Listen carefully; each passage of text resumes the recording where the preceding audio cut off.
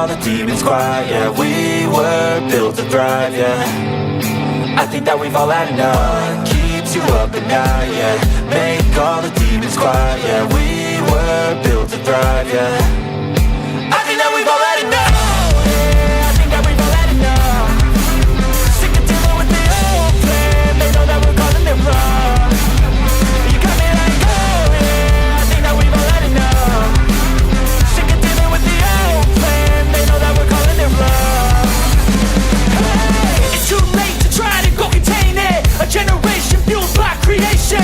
We live lives on a small screen nation. We control the airwaves, no negotiation.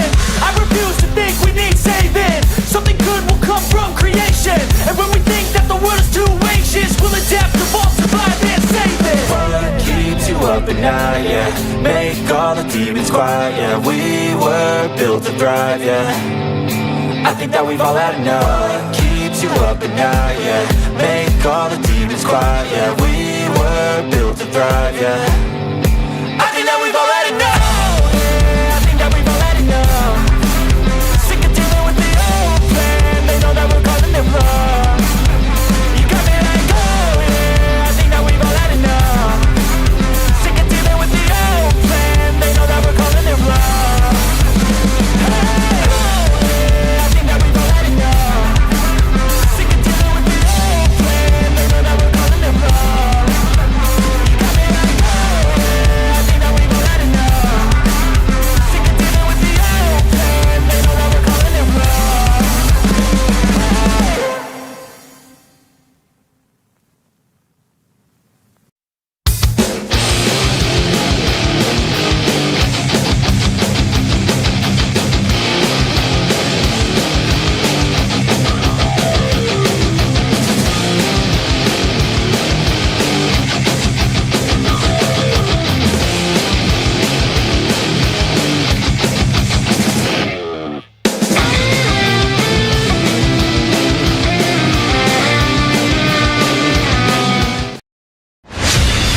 The following is a presentation of BFA Sports.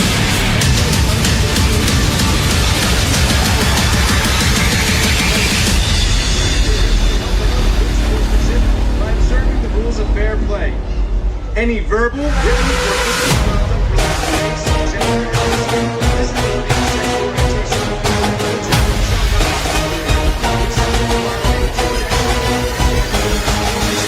I'm in it to win it, no complaints, I just tighten up my game. Every play they yelling out my name. I'm in it to win it, trying to stop me like trying to stop a train.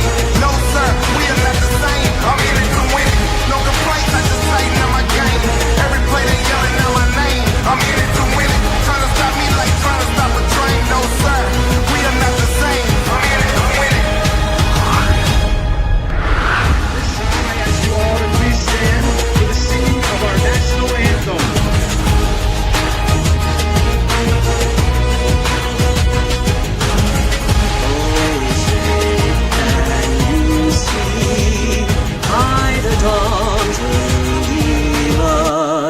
What so proudly we hailed at the twilight's last gleaming, whose broad stripes and bright stars through the perilous fight o'er the ramparts we watched, where so gallantly streaming, and the rocket's red glare, the bombs bursting in air, gave proof through the night that our flag was still there.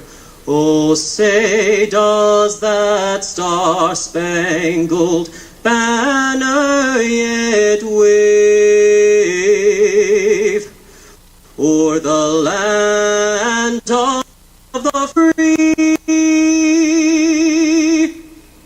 and the home of the brave? Quite a rendition of the national anthem. We're live here In Gloucester Township, Timber Creek High School, BFA Sports coverage of the Williamstown Braves for 2025. I'm Chris Lozzi along with Mike Shute as usual.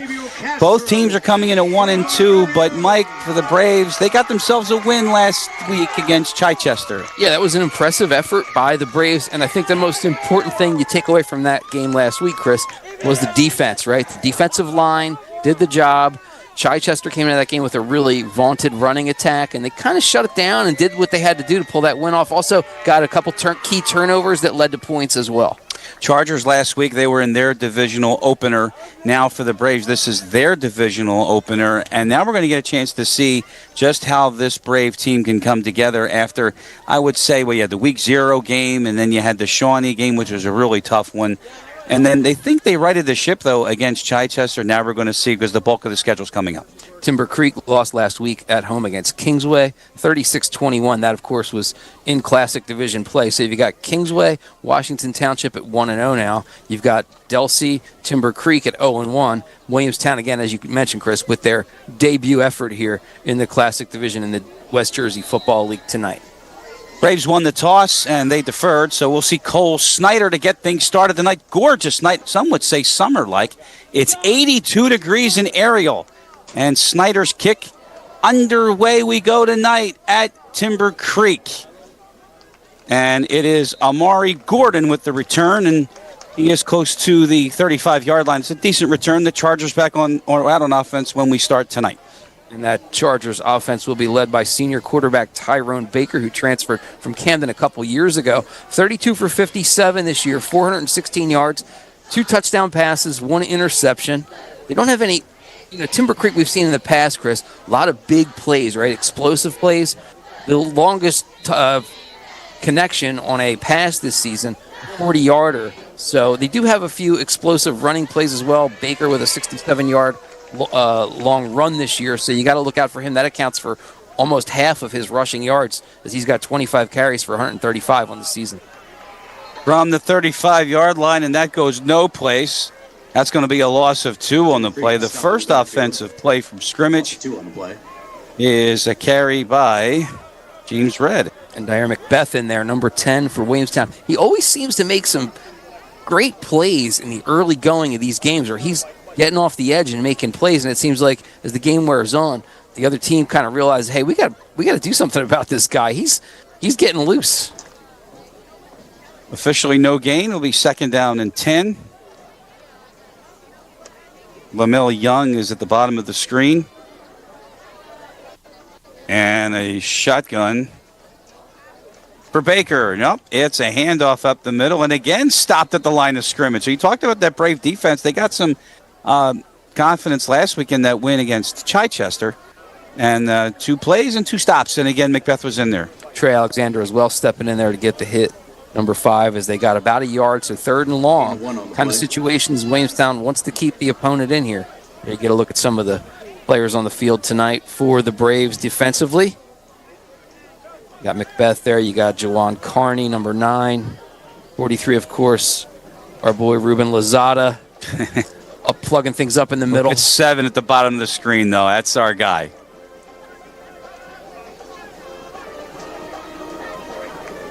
Third and 9. 7 Lewis looks like he's making blitz there. Now he drops off. They do a pitch to the near side, and that is Zaire Green, and Green will not get a first down. It'll be a gain of about 5, and a 4th down coming up, and we will see a Timber Creek punt. They ran right at Lewis. Andre Bowe, the wide receiver, number 17, for Timber Creek, kind of locked him up with the block there. So eventually Lewis was able to shed that block, but the runner did get about 4 yards here, setting up 4th and 5. Now be aware, that was Green's carry. He is also the punter for the Chargers, and he's at the 25-yard line. Got it away. This one down at the 15-yard line. Carney takes it back, and Carney is out across the 20-yard line. So the Braves will start on offense there. Early on here tonight from Ariel, no score, the Chargers and the Braves. Good coverage by Timber Creek on that. Not much of a return available for the Braves. 82 degrees at kickoff here in Ariel, New Jersey, home of the Timber Creek Chargers. Braves started the season 0-2, but they got their first win, and they got it last week in Pennsylvania. So now here we go. Tyson Foreman. And again, you want to beat it to death, but getting better each week. Instead, Trey Alexander on a handoff. It was a bad snap, so the play really had a problem to begin with. And it'll be a gain of maybe a yard. And Chris, you as a quarterback, you can get better when you have a guy like Trey Alexander back there. You start to run him. He takes some attention away, right? They start keying on that. It opens up passing lanes, and it opens up players to catch passes. And that's the advantage that Foreman's been able to really key in on. On 2nd and 8, Alexander trying the left side. He got a few. And about 3rd down and 3 coming up for the Braves. I say it every week, but just watching Trey Alexander, he's playing physical. He really is looking for contact, and he's not afraid to really hit it up in there. And it's been really fun to watch him evolve from last year to this year. Amari Gordon on the stop for Timber Creek. And here's the 3rd down play, and it's not going to go off. We got whistles before the play. Didn't see a flag. Did you see a flag, Mike? No. I'm scanning. There was one. I think it was on the near side. Result of the penalty. And that's enough for a first down. Frank Slaninko is our official tonight, and apparently his mic is not working because he's mic'd to the broadcast. If Dave Virgilio was able to get in. Okay, we'll try that again. But it's a first down because of the penalty, and now there's Alexander's second carry, and he gets nothing. Nope, that's not Alexander. That is, again, that's Elijah Campbell. So his first touch, and he gets nothing. On the play, it'll be 2nd and 10. Beg your pardon. Well, they do mix it up. I mean, and you'll see they'll go with Alexander a little bit, then they'll run Campbell. They'll mix it up. Campbell again cuts it back and got a few, and then is pushed backwards. Brady Conway coming up from linebacker to make the hit there. Number 0 for Timber Creek. He's a junior here for the Chargers. 5'10", 225. It's pretty good size for a linebacker. Usually that falls into the category of no neck, right? 3rd down and long for the Braves.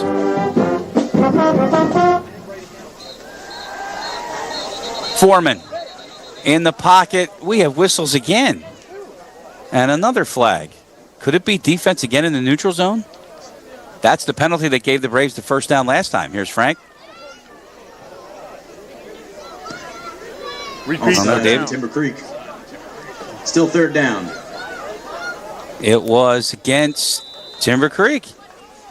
So how about that? A 3rd and 8 is now a 3rd and 3 for the Braves. They need the 48-yard line. It's shotgun for Foreman. Handoff Alexander up the middle. Got a first down and more. And Trey Alexander into Charger territory to the 44. He got 13 on the run. Just straight up the gut with that for Alexander. Like I said, he's just really ramped it up a notch this year. Physical. He's running hard. He hit the hole quickly, but with power. Nobody can bring him down right away. You can't arm tackle Trey Alexander anymore. You have to hit him, and you have to kind of really, make an impact to really bring him down.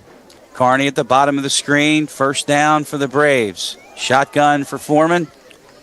Handoff again. Alexander hits the wall, bounces off of it, and he's got a yard. Bring up a 2nd down and 9. Trey came into today with 42 carries, 254 yards, 5 touchdowns. He had a bunch last week. Really making an impact. And I don't know how much he follows like the media stuff and all, but NJ.com had a poll vote for the best Group 5 running backs in the state. His name wasn't on the list. So maybe he's got a little chip on his shoulder today. Yeah, and Frank will let him know that, too. 2nd and long. This is Campbell. He cuts back, and he's to the 41-yard line. So a 3rd down and 7 coming up for the Braves on this drive. It'll be 3rd down. So it's been run every play, right? The only play they were going to throw was that 3rd down where they had the penalty. Right. And, of course, the play was whistled dead. So we'll see if they'll put it in the air here on 3rd and long.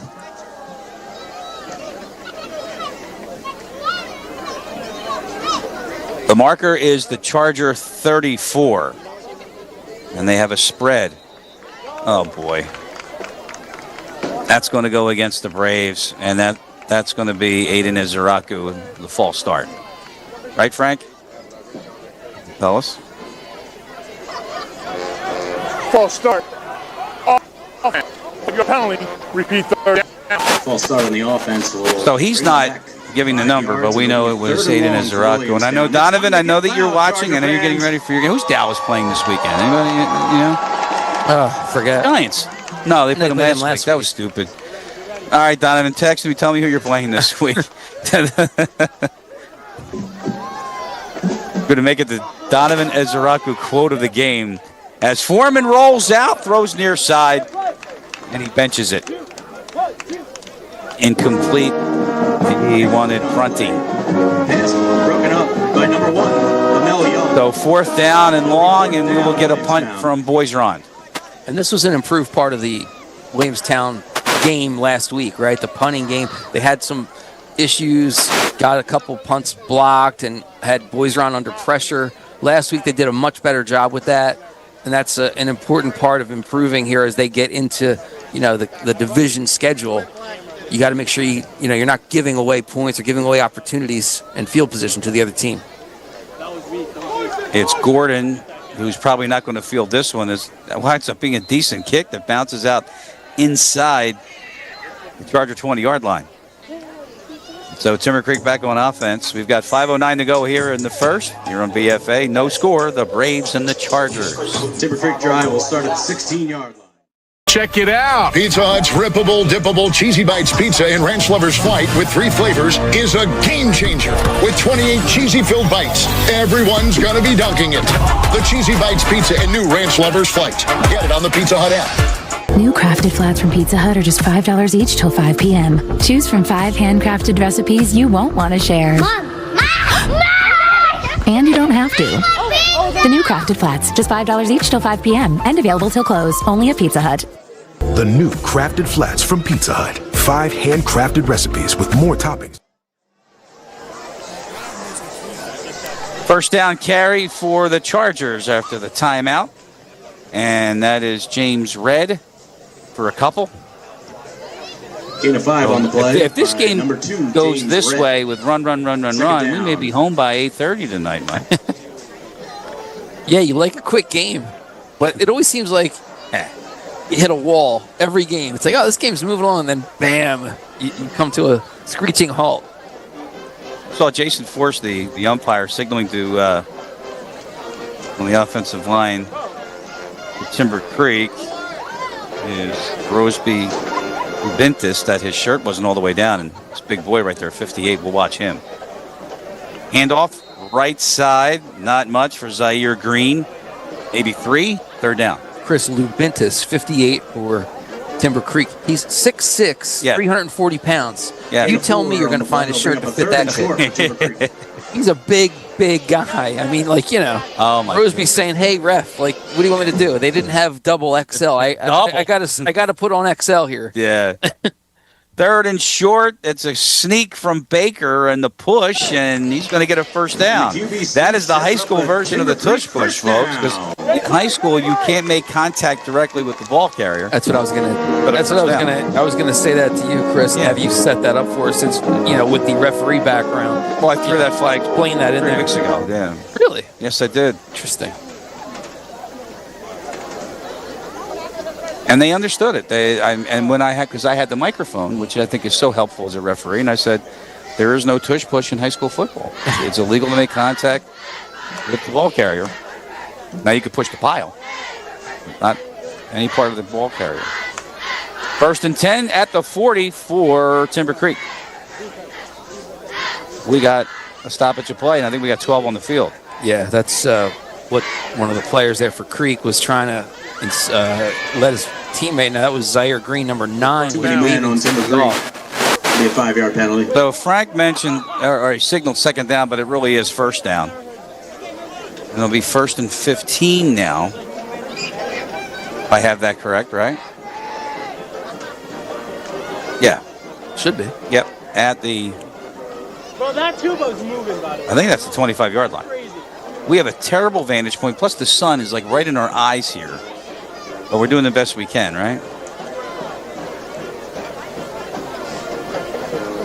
Play clock is now running. There is no visible play clock here. Only certain schools have it. And Baker late to get the play in, and here we go. First down a long way. It's a handoff right side, and there goes some room for Green there. And Green is up near midfield, and that should be good enough for a first down. 16 by Zaire Green, setting up another Timber Creek first down. He's to the 43, and there's the PA announcer for tonight. Green, a senior, comes in 40 rushes with 243 rushing yards, so he's averaging more than 6 yards per carry, 3 rushing touchdowns this season. He's also had 7 catches for 78 yards and a touchdown, so some versatility from Green here, a senior on Timber Creek Senior Night. They recognize the seniors before the game here on the field. Green again, big hole up the middle into the Braves secondary. And he is spun out of bounds inside the Williamstown 40. 23 on that run and a first down. Looks like Timber Creek found something. Yeah, Williamstown, like I said earlier, they did a nice job against the run last week, but the linemen of Chichester can't compare to what we're seeing tonight here in Timber Creek between 58 there, Lubinis. I mean, he's massive, as we said, 66. You remind you of the blind side? 40. Well, he's playing the left. The same spot. Right. Yeah. First down at the 38 for Baker, and here comes Green on the near side, and it's strung out, and they get a stop. The Braves needed it, and they got it. And it was the penetration initially on the near side, which will be officially no gain. It was probably looked like it was most likely our guy Macbeth there, 10 coming in there as a rocket as well. See him coming up from the linebacker spot there. So it's actually a loss of a yard, and it's second down and 11. I was talking about Lubinis, but on the other side you got Roland Green, 75. He's 6'4", 320. I mean, this is a couple of big dudes at the tackle spots for Creek. Baker's got a lot of room to run, and he's finally tracked down outside the 20-yard line. That's a big gain for the Chargers on the run by Baker. Flag on the play. There is a flag down. Timber Creek back. You heard the PA announcer.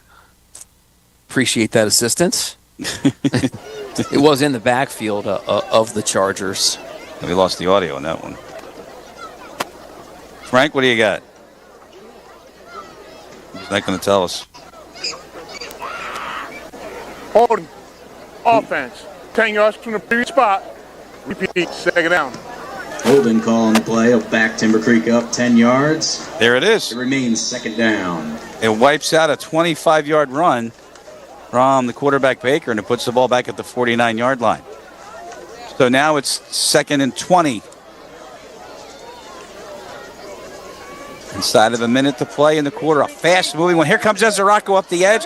They saw it. There's the screen to the near side. And going down the near sideline is James Redd, and it's a good run for the Chargers, and it should be enough for that first down. They needed 20, and I think they got it. Redd, a junior, good speed there. Once he got the ball, was able to turn and go.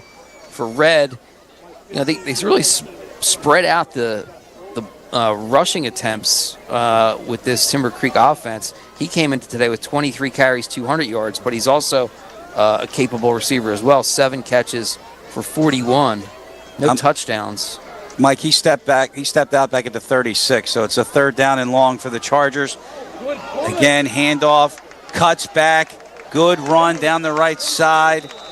Green, and this one is another first down. A first down. Number 9, Zaire Green. Watch Green read this. Everything's kind of gummed up there. He pushes off his blocker and just says, I'm going to go the other way here. Things look a little nicer to the right. And there was some room, and he was able to break through and pick up that first down easily.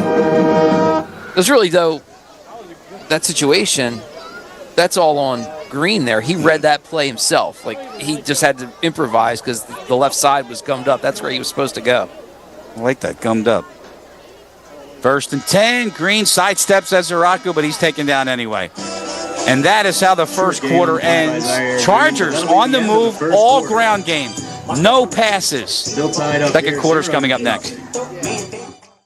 The new crafted flats from Pizza Hut. 5 handcrafted recipes with more toppings, all for you. There's no reason not to get one or try all 5. New crafted flats are just $5 each till 5 p.m. and available till close. Only from Pizza Hut. No one out-cheeses, out-meats, out-supremes, out-crusts, or out-stuffs the Hut. Because when it comes to making your favorites, no one out-pizzas the Hut. What's the recipe for surprising the kids, treating yourself, and ditching dish duty? You're looking at it. Order your Pizza Hut faves like original pan, original stuffed crust, and more at pizzahut.com. No one out-pizzas the Hut. Check it out. Pizza Hut's rippable, dippable Cheesy Bites pizza in Ranch Lover's Flight with 3 flavors is a game changer. With 28 cheesy-filled bites, everyone's gonna be dunking it. The Cheesy Bites pizza in new Ranch Lover's Flight. Get it on the Pizza Hut app. We welcome you back to Timber Creek. Start of the second quarter. The Chargers and the Braves, they're scoreless. Yes, that was a fast-moving first quarter, one of the fastest in the history of high school football. There were 13 plays called, 13 runs. Chris Lozzi, Mike Shute, and the BFA Sports crew here with you tonight. Braves 1-2, and the Chargers at 1-2. And when we return to action, it'll be a 2nd and 8 for Timber Creek. And they think they found something, Mike, along that right side of the line, and Zaire Green doing some cutbacks. Well, yeah, I mean, they were trying to run left, and he keeps kind of saying, well, I like the right. He bounces it the other way. Green not in there now, at least not lined up at running back. James Redd is back there now with Baker. And that's who it is. Into the end zone, and it's a touchdown for the Chargers. James Redd, 24 yards out, and the Chargers strike first tonight.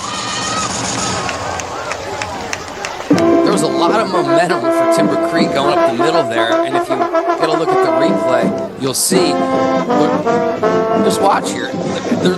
Look at this path. He just kind of mowed his way through there. All the blockers were doing their job, and he just kind of followed things, and patiently moved with the flow. It's like he jumped into a river and just kind of like swam along with it.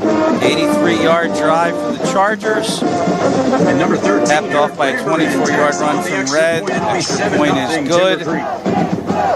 And it is 7-0.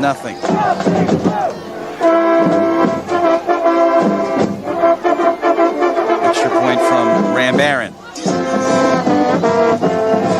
We mentioned senior.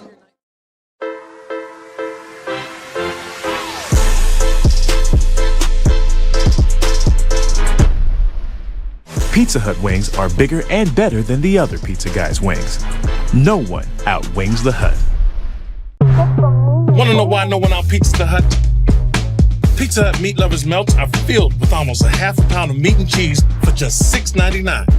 Enough for 2, price for 1.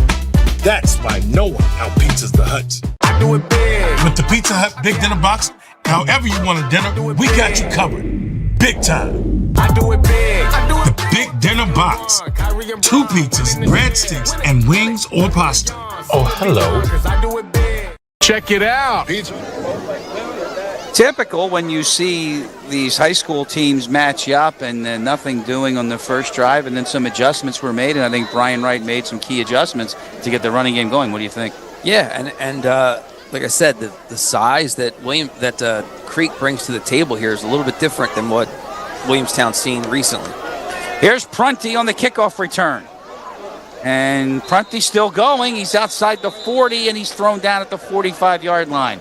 So that's a good return and good field position for the Braves, for Tyson Foreman in the second possession for Williamstown. Williams takes over at the 45-yard Williamstown line. Stop on the play needs made to get by him the number ball 19, more Josiah frequently, in my opinion. Fletcher. I mean, he's going to touch it on kickoffs and punts, but he's got to touch the ball in some open field in the offense too, because he really can make stuff happen.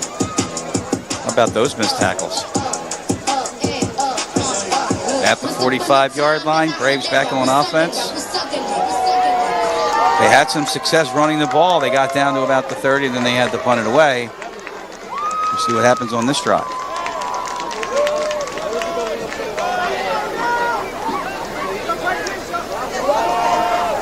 Foreman, pitch right, Alexander, and he stopped. At the line of scrimmage, there's nowhere to go.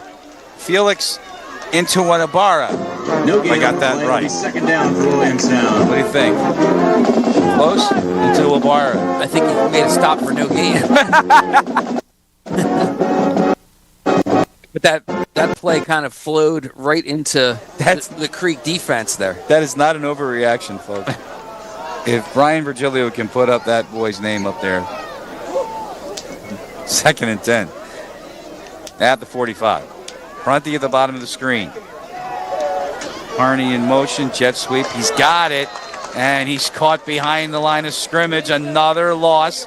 And I'll tell you, Timber Creek is snipping things out now. Ethan Clark. Junior defensive lineman got in there. Bringing up a long third down for Williamstown. It's time to get loud, Charger fans. You're behind the sticks now if you're Williamstown, so certainly a throwing situation. We're seeing some subs pop in who come in this kind of third down and long for Williamstown, including Quan Jacob, 28. Or Jacob Quan, I should say, pardon me, 28. And Josh Quan, 26. They're both on the field here. The Twins are out there. Foreman steps up. He's going to run. He needs another 5, and he's close to the midfield, and he's close to the first down. Shoved out. It depends on where they mark him. Quarterback shoved out of bounds for a short gain on the play, but it'll be fourth down by nonetheless. a bit because they had to get the line of scrimmage is the 45. They had to get to the other 45 or 46. So they're short by about 6-7 yards here. So it's definitely a punting situation. Here's the problem. If we're looking across the field, one of the guys is not holding the post. See how he's holding it sideways? And we can't. Yeah, we can't see it. So we have to radio in and fix that. Look at that. Boys are on second punt of the night.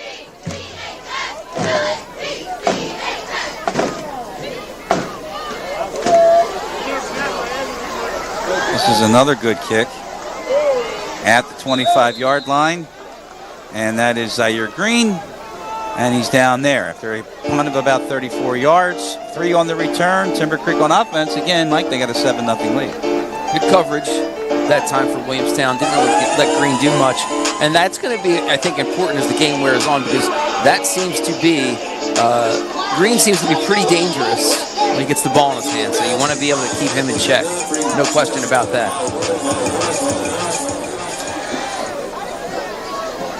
So first down for the Chargers. They'll mark it at the 29-yard line. Where Baker and Timber Creek, they have a 7-0 lead, a 24-yard touchdown run by James Ray. Are we going to have a pass? We are, finally. Screen, set up, Green. And he's taken down at the 35, Trey Alexander with the stop. Goes for 6 yards. Into about 6. Zaire Green on the Green, game. that's actually his second catch of the night, Chris. They had one going the other way in the first quarter that he caught. That was behind the line of scrimmage. That don't count. But he's slipping out, right? He's stepping through and just taking short little passes and able to, make something out of it. Got a good pickup there, and it'll be a second and short situation here for Timber Creek, who looks like they're going to call timeout. It's second down and 4, and it was a timeout taken by Timber Creek. So we'll take it with them. 9:28 to go in the second.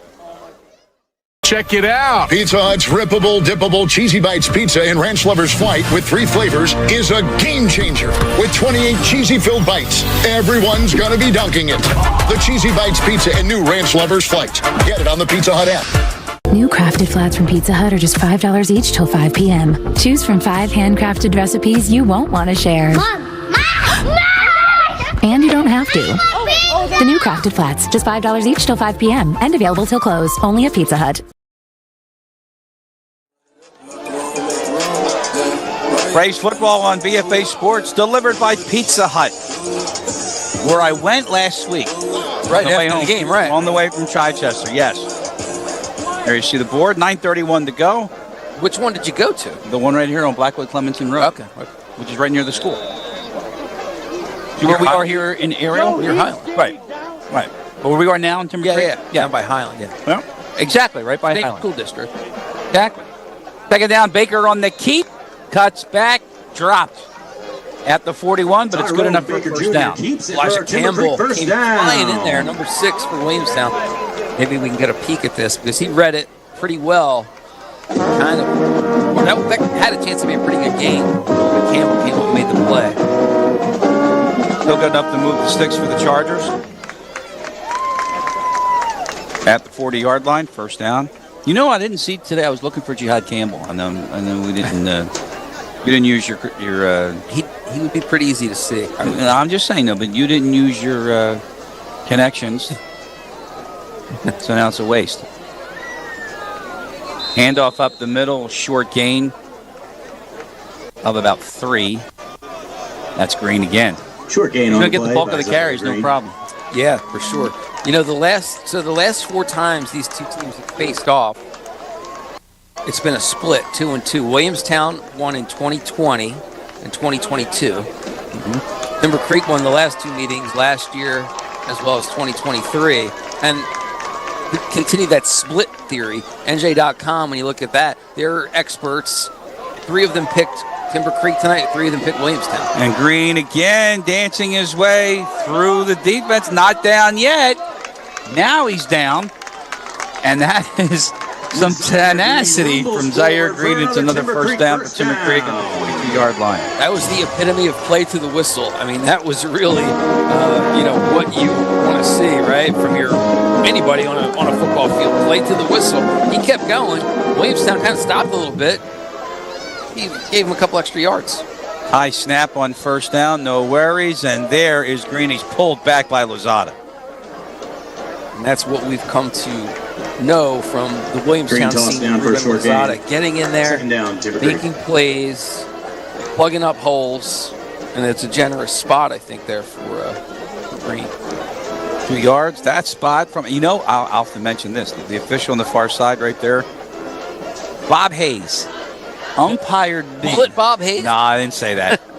Umpired me in 1988 in Northeast Philadelphia. Wow. He looks in incredible shape. It's amazing how incredible. Looks the same.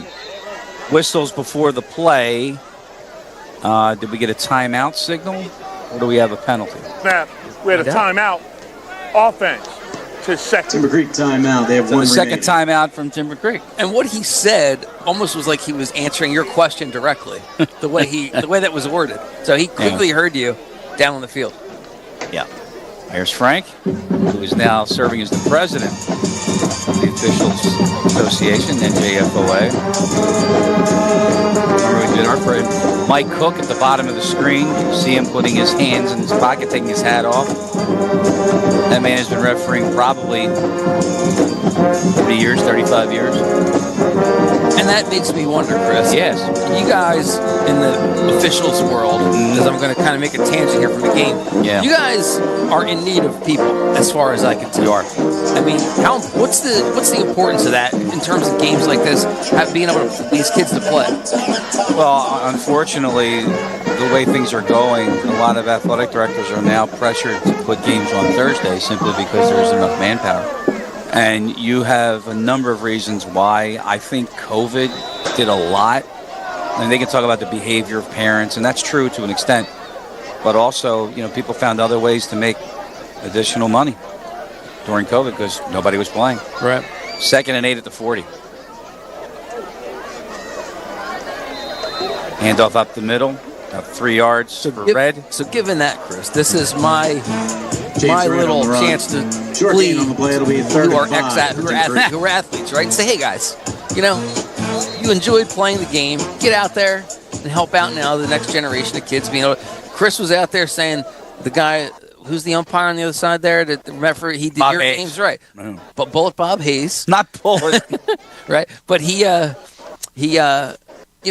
when Chris played, so now you want to have guys continue that tradition, right? Give back to the game. And you got I'm sure there's plenty of guys from both teams, ex-players watching this game tonight that might want to get out there and help out and give back to the next generation. Bob Gilpatrick is the injured Charger. Timeout on the field. The new Crafted Flats from Pizza Hut. 5 handcrafted recipes with more toppings, all for you. There's no reason not to get one or try all 5. New Crafted Flats are just $5 each till 5 p.m. and available till close. Only from Pizza Hut. No one out-cheeses, out-meats, out-supremes, out-crusts, or outstuffs the Hut. Because when it comes to making your favorites, no one out-pizzas the Hut. What's the recipe for surprising the kids, treating yourself, and ditching dish duty? You're looking at it. Order your Pizza Hut faves like original pan, original stuffed crust, and more at pizzahut.com. No one out-pizzas the Hut. Check it out. Pizza Hut's rippable, dippable Cheesy Bites pizza in Ranch Lover's Flight with 3 flavors is a game changer. With 28 cheesy-filled bites, everyone's gonna be dunking it. The Cheesy Bites pizza in new Ranch Lover's Flight. Get it on the Pizza Hut app. Chris Gilpatrick is the injured Charger, and I think Mike had made a comment before we went to break that it didn't look good for him. And I just didn't like the way he responded to looking down at the trainer, the athletic Ladies and trainer. gentlemen, if anyone has That's Dominic lost a silver bracelet that they named Naya, he's been around for a long time, Dominic. Please come to the booth to retrieve He's it. a rowing guy. He used to be on the rowing staff back in the day when he was a student. And then, so he's been a long time athletic trainer. He's been with the Black Horse Pike District for quite some time. So walking off though, so that looks good. But I just didn't like the way he responded and the way he kind of was shaking his head. I feel like, felt like something, maybe he might have felt something in there that didn't agree with how you want to feel after making a play. Well, that'll put a detour into this incredibly quick pace of tonight's game. As we're under 7 minutes to go in the second quarter, and this is a 3rd down and 4 following the injury timeout for the Chargers. Baker's going to keep it near side, and he won't get it. Macbeth chased him down. Tyrone Baker Jr. on the carry. Looks like it'll be just short of the line to gain. It'll be 4th and short. A good pursuit from the Williamstown defense. Macbeth, I think, has been lining up on the right there. But he came all the way across to make that play. So he read it good, found a hole, and was able to get through. 4th down, 1.5 yards. There has been no pass attempts beyond the line of scrimmage tonight. Actually, Macbeth is lining up on the left side, so maybe he was on the near side there. I'm sorry. I thought he came from the far side, but he still did a good job of pursuing that and staying with the play. They keep it with Baker, and he's going to get a 1st down to the 32. Now, we watch that again. David, do we have that again? Because it looks awfully like a tush push. Back that up.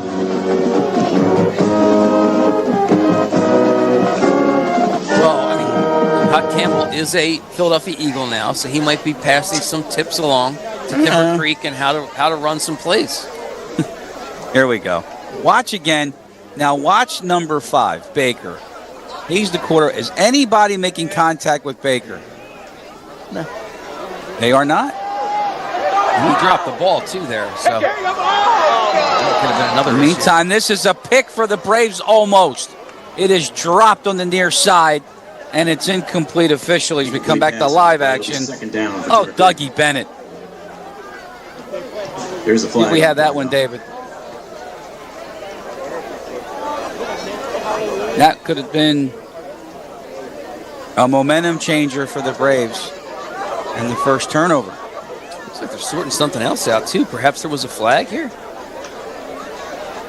I don't see it on the field, but the way they're talking certainly looks like it. Don't you, Mike Cook, the line judge? Yeah, obviously.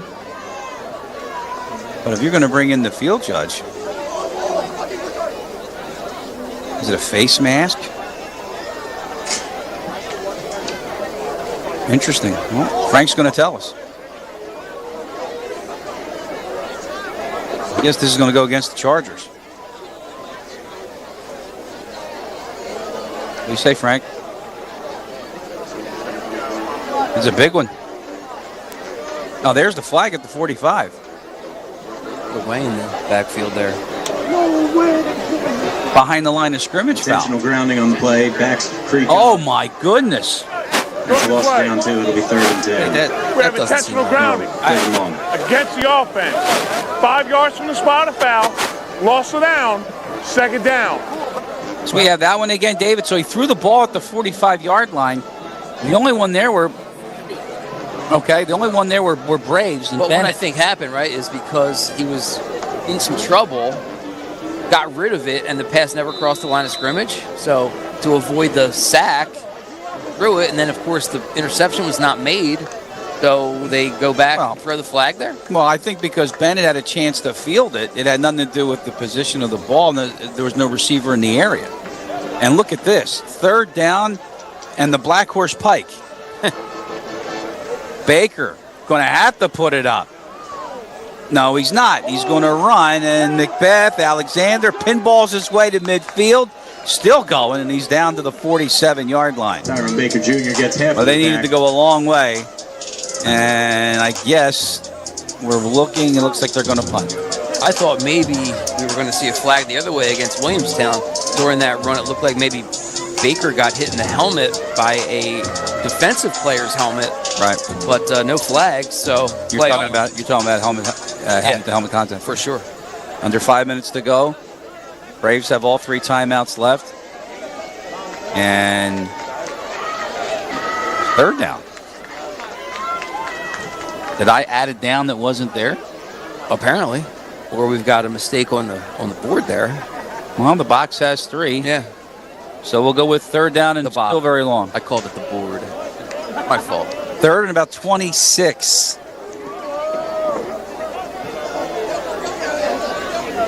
Baker chased out as Zaraku couldn't get him, and he's hauled down at the 35-yard line. Williamstown makes a sack. So Ezeraku couldn't get him. However, Sincere Ebanks got him. Oof. Ezeraku got shoved in the back, dove in there, but then Ebanks comes up and makes the play. Ezeraku slowed him down. Ebanks finished it off. First sack for the Brave defense tonight. And again, they've got all 3 timeouts at the 3:45 mark of the second. And that's Green's punt. That will bounce, and Prunty 2 weeks in a row. You got to field that ball at the 15-yard line, and the Braves are buried deep in their own territory with 3.5 to go in the second and all 3 timeouts left. For Ebanks, that's his first sack of the season. He had just 4 total tackles coming into today. Pardon me, 5 total tackles coming into today. So huge sack there, kind of stymies the Timber Creek offense, forcing that punt. Now Williamstown with a long way to go, not a lot of time to do it, but plenty of timeouts, 3. So they've done things quicker than 3:30, and they can do it again. In fact, last week, Chris, scoring before the half was important for the Braves. Tremendously Didn't they score before they scored? Tremendously so. Before the half, and that kind of helps propel them as they got the ball back then to start the second half. Foreman pumps. Foreman is docked. Down he goes at the 5-yard line, and it was Jamel Lemon Ward. I like the PA. Did you hear that? Well, after the sack, he said, "Timber Creek with the sack." That's cool. I like that creativity. I love it. Better than when we had last week. It was oh my goodness, at Heightstown. He was like a DJ. What happened? Frank Slanenko telling him to get back on the other side of the wall. Braves in trouble now. They're inside the 10. Foreman near side. Short gain. Short gain on the play. It'll be 3rd to the and 10-yard line. How about I say there? It comes out there. DPA Trapolo on that. Charger fans. And 3rd down and long for the Braves.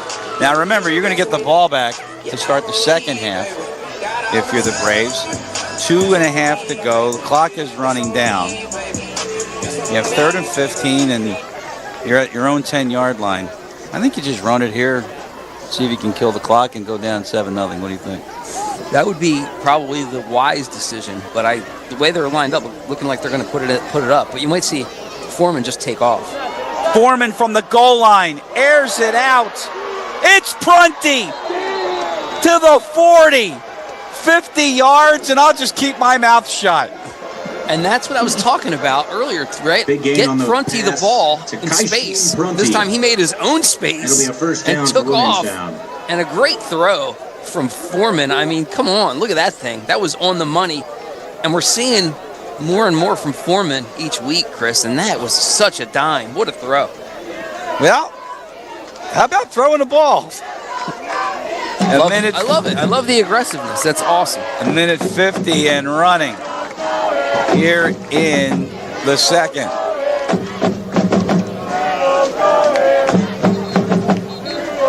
And this play will not go off, and Foreman grabbed the flag, and Slonenko's going to tell us what happened there. Because he gets word of it. Not yet. We'll start off playing back Williamstown up 5 yards. They first and 15. There you go. Dead ball. False start. Offense. 5-yard penalty. Repeat first down. Frank, he's saying repeat first down. He's holding a 2-up. Here we go. All right, so we're at the 45. It's a 1st and 15 now. And all 3 timeouts left for the Braves. Tyson Foreman and Alexander are in the backfield. That's Carney. Foreman, screen pass. Alexander breaks one tackle. Still on his feet. Inside the 35-yard line. And now the clock is stopped. I think the Braves have called their first timeout. 3rd and 4. That's a good play. You got the penalty yardage back and then some. Setting up the second down and short now, right? Play. That's their first. It'll be second down. A little bit shorter of a spot than I thought, but still it's going to be second and about 5. So a good play, good pickup. And again, Alexander is another guy that can make things happen. We talked about Prunty and how he's just an explosive player, and he had that huge play there earlier on to set this up. So if Williamstown scores on this drive, that Prunty play is enormous, without a doubt. And really, at this point, Chris, I mean, where you've got the ball, you've got to get points out of this drive now. Now that you've gotten the ball down the field here, you've got to come away with something going into the half. Well, you're at the 34 right now, so it would be 51 yards for Cole Snyder. That might be stretching him a little bit. Although he did get there in practice a few times. Foreman on 3rd down. Near side. There's a nifty move. Another nifty move. Look at Quan. And he gets down almost to the line of scrimmage when he was buried behind. How about Jacob Quan? That's their second. Watch this. Yeah, I thought he was going to have a loss here, but he just ducked under. Nicely done to slip away. And Timber Creek, it took a few guys to finally corral him. He just was bouncing around there, keeping the play alive. Give him a yard, 3rd and 3, and the Braves call their second timeout. They've got 1 to go with 1:02 left in the half, and keep in mind the Braves will get the ball to start the second half. Quan came into today with just 2 catches for 17 yards on the season. That's Jacob. Josh Quan has just 1 catch for 29 yards.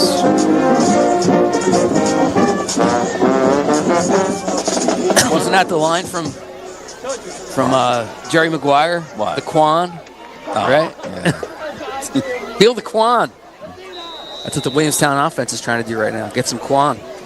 3rd and 3 from the gun for Foreman. Looks up. Airs it to the end zone, and Prunty can't catch up to it. It'll be 4th and 3. Wow. On a 4th and 3, as where it is right now, it's a 50-yard attempt for Cole Snyder. It always makes me laugh, and I'm not just talking about high school guys, but at any level of football, when the cornerbacks celebrate, like you made a good play. It was like thrown, no chance of anybody to catch it. And not only that, I always get a kick out of that. 4 plays before he got toasted for like 36 yards. Yeah, I get it. Braves going to go for it. This could be a Foreman. They need the 30-yard line with 56 seconds left. Here's Foreman. Sets up. Going to run for it. cuts it back, needs some open space. Can he get to that edge? He cannot. Great defense by the Timber Creek Chargers. It was Amir Culbertson who shut it down, and the ball will turn over on downs with 47 seconds left. That's a great play by the sophomore defensive back coming up and making that play. That was really nicely done. And now you celebrate. That's where celebrating. Watch this. Because he's way back, and he's just going to shoot up and make this play. 8 is way back to the right of your screen here. Watch him just kind of watch the play, and then all of a sudden you're going to see him out of nowhere with the green shoes, pew, right in there and make the play. I love it. Think you can make that noise again? I can do that all night. Yeah, you sure can. At the 35, Timber Creek, they've got the ball in the lead. 47 seconds left, 1 timeout left. A lot of time now. If you're Williamstown, you got to keep everything in front of you. Chargers have trips to the bottom of the screen for Baker. Looked like a broken play, and now he's being chased for his life, and he finds the sideline and close to a late hit, but no flag. He's second down for Timber Creek. And I want to see, David, do we have that again? That was a hustle and tackle here. Elijah Lewis. He came a long way. Now, we don't have a good vantage point where we are sitting if Baker's out of bounds here yet. Nah. But he's awful He's still close. He's still well away from the sideline. Well, so 39 seconds left, clock stopped. Loss of 2, second down and 12. You know what? You're the stat man. That's a sack for Lewis, isn't it? Should be. There you go. Yeah. You know what? They might have called it. They could call that a run, and then it's not a sack. There's a lot of little vagaries in that, especially at the high school and college level compared to the NFL. Second down, Baker screen, and Alexander read it and got a hand on it. But that was Lozada that made that happen, Chris. Created Alexander. the diversion, got in there, and created the need for Baker to get rid of it quickly. He wasn't looking, and all of a sudden he looks up, and there's Lozada, and he wasn't looking where his receiver was, and Alexander was able to reach out and knock it down. That could have been 6 going the other way for the Braves. And I don't know about you, but I think Coach Wright here is just going to run it. And he's going to call his final timeout first with 35 seconds to go.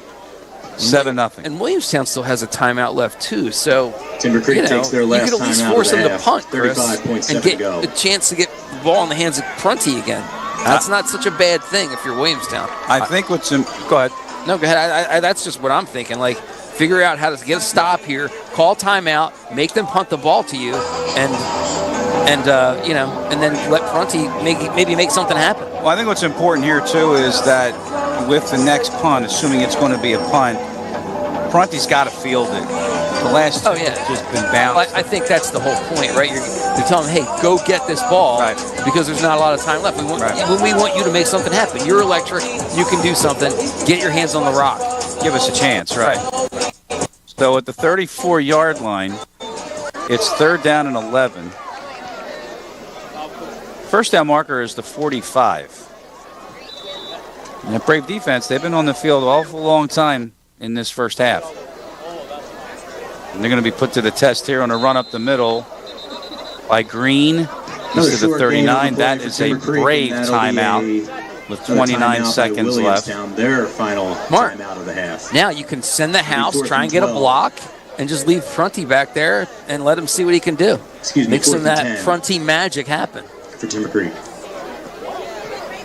He had that kickoff return a couple weeks ago, 94 yards for a touchdown. So Prunty certainly, and we saw him with the 50-plus yard reception here earlier tonight. So we know that he is the kind of player that can change a game quickly. So they got to let him field this punt, let him make something happen. You see the coaching staff, too, on the Braves sideline. They were telling Prunty, field the ball. With his hands up. Frank Cusatolo, of course. Yeah, I mean, coming into today, they had Prunty with 2 kickoff returns for 33 yards, which that's not accurate because he had that 94-yarder. Kickoff or punt? It was a kickoff. Yeah. So I don't know where these NJ.com stats are coming from, but straighten them out, Mike. Yeah, I'm gonna have to. Chargers are appearing to line up as if they're going to run a play here, but I think Baker was just trying to get the Braves to jump. Now he's going to go under center. Now what is he doing? Well, if he takes a knee, they're just trying to draw him off, and then they're going to Can't take a delay knee. Fourth down. I was going to say, if he takes a knee, it doesn't do anything. Oh, look at that. We got a flag first before or no? What happened there? Well, they didn't have any timeouts, ball. right? False start. Yeah. False start by Timber Creek. 5-yard False penalty. start. Repeat fourth down. Still fourth down. I think someone's going to have to explain that strategy to me because that made zero sense. The clock's not running. False start, though. They take the penalty, right? Yeah. If it's a delay of game, could that be... Any penalty can be declined. No, not declined, but don't they have to take that false start? They're coming after him, like you said, Mike, and Green did get it away, and again it bounces toward the Chargers. To the 33-yard line, the clock is stopped with 19 seconds left, and no timeouts left for the Braves, and again a key mistake. Foul, it'll be roughing the punter. And they did get him. And that'll set up a Timber Creek first down with 19 seconds to go. How about that? We didn't even see it. Well, they had so many guys going They after came the punter. after him, and it looks like they got... Let's see. Well, we can't see it. But you could see someone was airborne kind of near him. So, but really, I mean, Prunty had no opportunity to really field this. He's back way, 20 yards away from where the ball originally bounced. And then with 5 guys around him, he picks it up. He's going to get his clock clean. So he's like, that's a business decision on the part of Prunty to save, save some juice for another day. Automatic first down, 19 seconds left. Chargers will run it. Green thrown down as Zaraku, and a flag is down. Two flags are down. Yeah, he got in there with the hand on the face mask. David, can we run that back if we see the face mask? That's going to give Timber Creek an opportunity here to get some points before the half. Watch to slow it down. Left hand. Slow it down now. Oh, yeah. I mean, a violent face mask. That's unfortunate. Aiden Ezeraku. He has really been playing well. Face mask. Defense. And another 15-yard personal foul face masking will give Timber Creek another first down.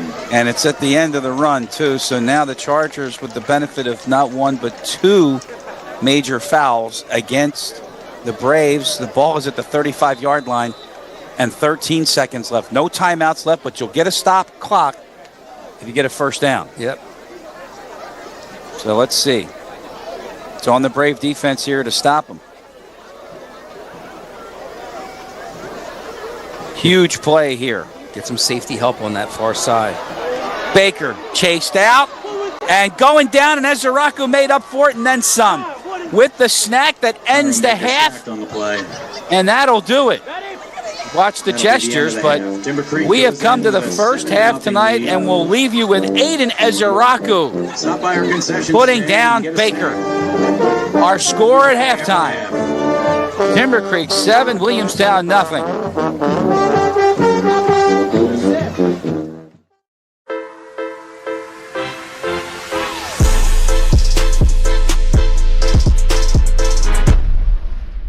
Pizza Hut wings are bigger and better than the other pizza guys' wings. No one outwings the Hut. Want to know why no one outpizzas the Hut? Pizza Hut meat lovers' melts are filled with almost a half a pound of meat and cheese for just $6.99. Enough for 2, price for 1. That's why no one outpizzas the Hut. I do it big. With the Pizza Hut Big Dinner Box, however you want a dinner, we got you covered. Big time. I do it big.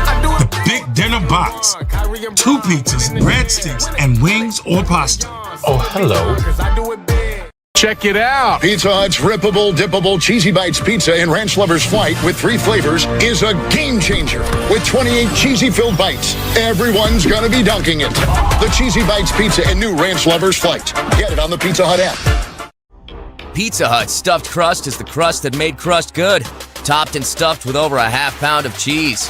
What are you so afraid of? Loving it? Original stuffed crust, only from Pizza Hut. No one out-pizzas the Hut. Newest thing from Pizza Hut isn't pizza at all. It's cheesy, so crispy, loaded with toppings, and just $6.99. Enough for 2, price for 1. New Pizza Hut melts, just $6.99. New crafted flats from Pizza Hut are just $5 each till 5 p.m. Choose from 5 handcrafted recipes you won't want to share. Mom! No! And you don't have to. The new Crafted Flats, just $5 each till 5 p.m. and available till close, only at Pizza Hut. What's the recipe for surprising the kids, treating yourself, and ditching dish duty? You're looking at it. Order your Pizza Hut faves like original pan, original stuffed crust, and more at pizzahut.com. No one out-pizzas the Hut. The new Crafted Flats from Pizza Hut. 5 handcrafted recipes with more toppings, all for you. There's no reason not to get one or try all 5. New Crafted Flats are just $5 each till 5 p.m. and available till close, only from Pizza Hut.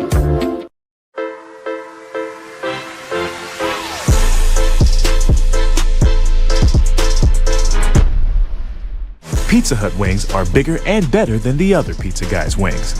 No one outwings the Hut. Want to know why no one out-pizzas the Hut? Pizza Hut meat lovers' melts are filled with almost a half a pound of meat and cheese for just $6.99. Enough for 2, price for 1. That's why no one out-pizzas the Hut. I do it big. With the Pizza Hut Big Dinner Box, however you want a dinner, we got you covered. Big time. I do it big. The Big Dinner Box. 2 pizzas, breadsticks, and wings or pasta. Oh, hello. Check it out. Pizza Hut's rippable, dippable Cheesy Bites pizza in Ranch Lover's Flight with 3 flavors is a game changer. With 28 cheesy-filled bites, everyone's gonna be dunking it. The Cheesy Bites pizza in new Ranch Lover's Flight. Get it on the Pizza Hut app. Pizza Hut stuffed crust is the crust that made crust good. Topped and stuffed with over a half pound of cheese. What are you so afraid of? Loving it? Original stuffed crust, only from Pizza Hut. No one out-pizzas the Hut. Newest thing from Pizza Hut isn't pizza at all. It's cheesy, so crispy, loaded with toppings, and just $6.99. Enough for 2, price for 1. New Pizza Hut melts, just $6.99. New Crafted Flats from Pizza Hut are just $5 each till 5 p.m. Choose from 5 handcrafted recipes you won't want to share. Mom! No! And you don't have to. The new Crafted Flats, just $5 each till 5 p.m. and available till close, only at Pizza Hut. What's the recipe for surprising the kids, treating yourself, and ditching dish duty? You're looking at it. Order your Pizza Hut faves like original pan, original stuffed crust, and more at pizzahut.com. No one out-pizzas the Hut. The new Crafted Flats from Pizza Hut. 5 handcrafted recipes with more toppings, all for you. There's no reason not to get one or try all 5. New Crafted Flats are just $5 each till 5 p.m. and available till close, only from Pizza Hut.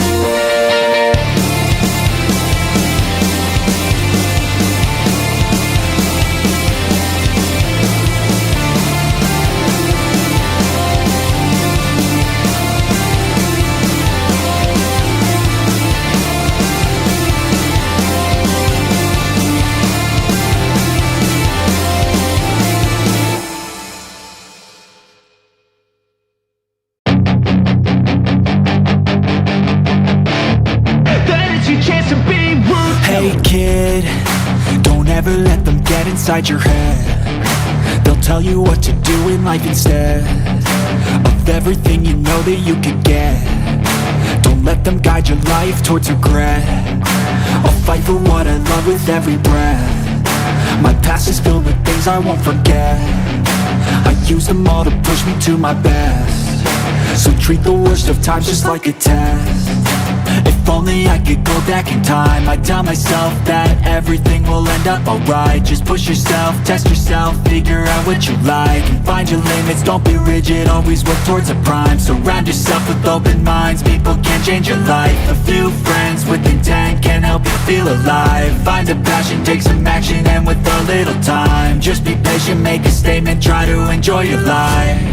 They'll try to kick you while you're down. They wanna rise up while you drown. They wanna fill your head with doubt. They're silently scared that you'll figure it out. I'll make it look like I'm losing, won't bother hiding my bruises. And when they finally think you're wounded, then it's your chance to be ruthless.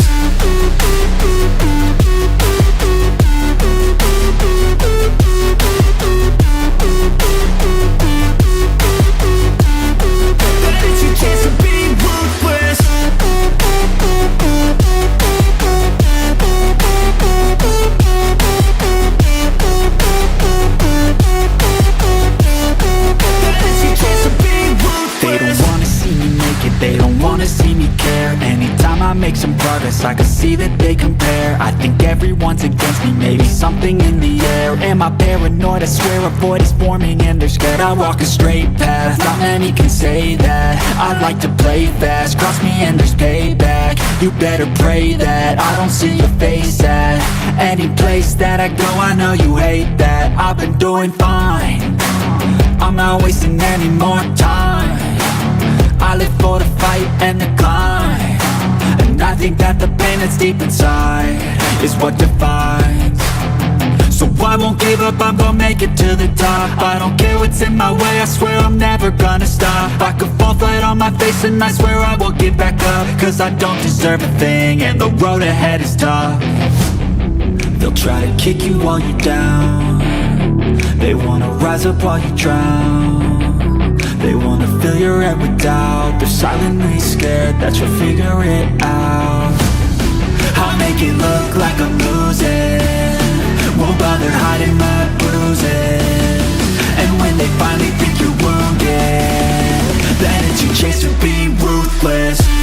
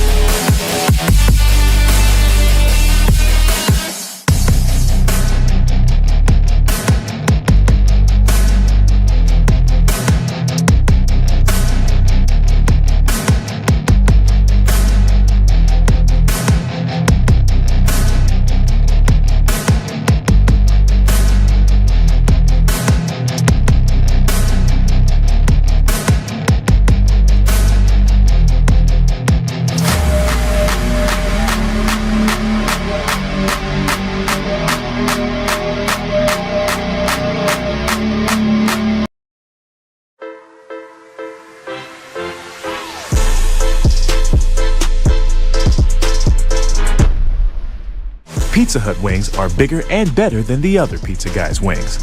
No one outwings the Hut. Wanna know why no one outbeats the Hut? Pizza Hut meat lovers melts are filled with almost a half a pound of meat and cheese for just $6.99. Enough for two, price for one. That's why no one outbeats the Hut. I do it big. With the Pizza Hut big in the box, however you want dinner, we got you covered. Big time. Big dinner box. 2 pizzas, breadsticks, and wings or pasta. Oh, hello.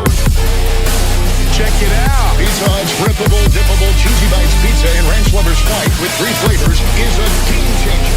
With 28 cheesy-filled bites, everyone's gonna be dunking it. The Cheesy Bites Pizza in new Ranch Lover's Flight. Get it on the Pizza Hut app. Pizza Hut stuffed crust, crust that made crust good. Topped and stuffed with over a half pound of cheese. What are you so afraid of? Loving it? Original stuffed crust, only from Pizza Hut. No one outbeats the Hut. Pizza Hut isn't pizza at all. It's cheesy, so crispy, loaded with toppings, and just $6.99. Enough for 2, price for 1.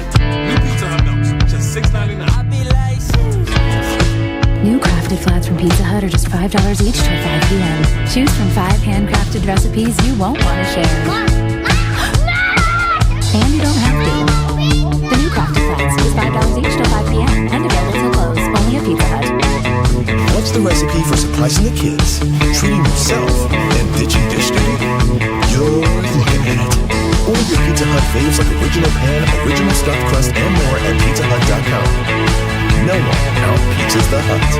The new crafted flats from Pizza Hut. 5 handcrafted recipes with more toppings, all for you. There's no reason not to get one or try.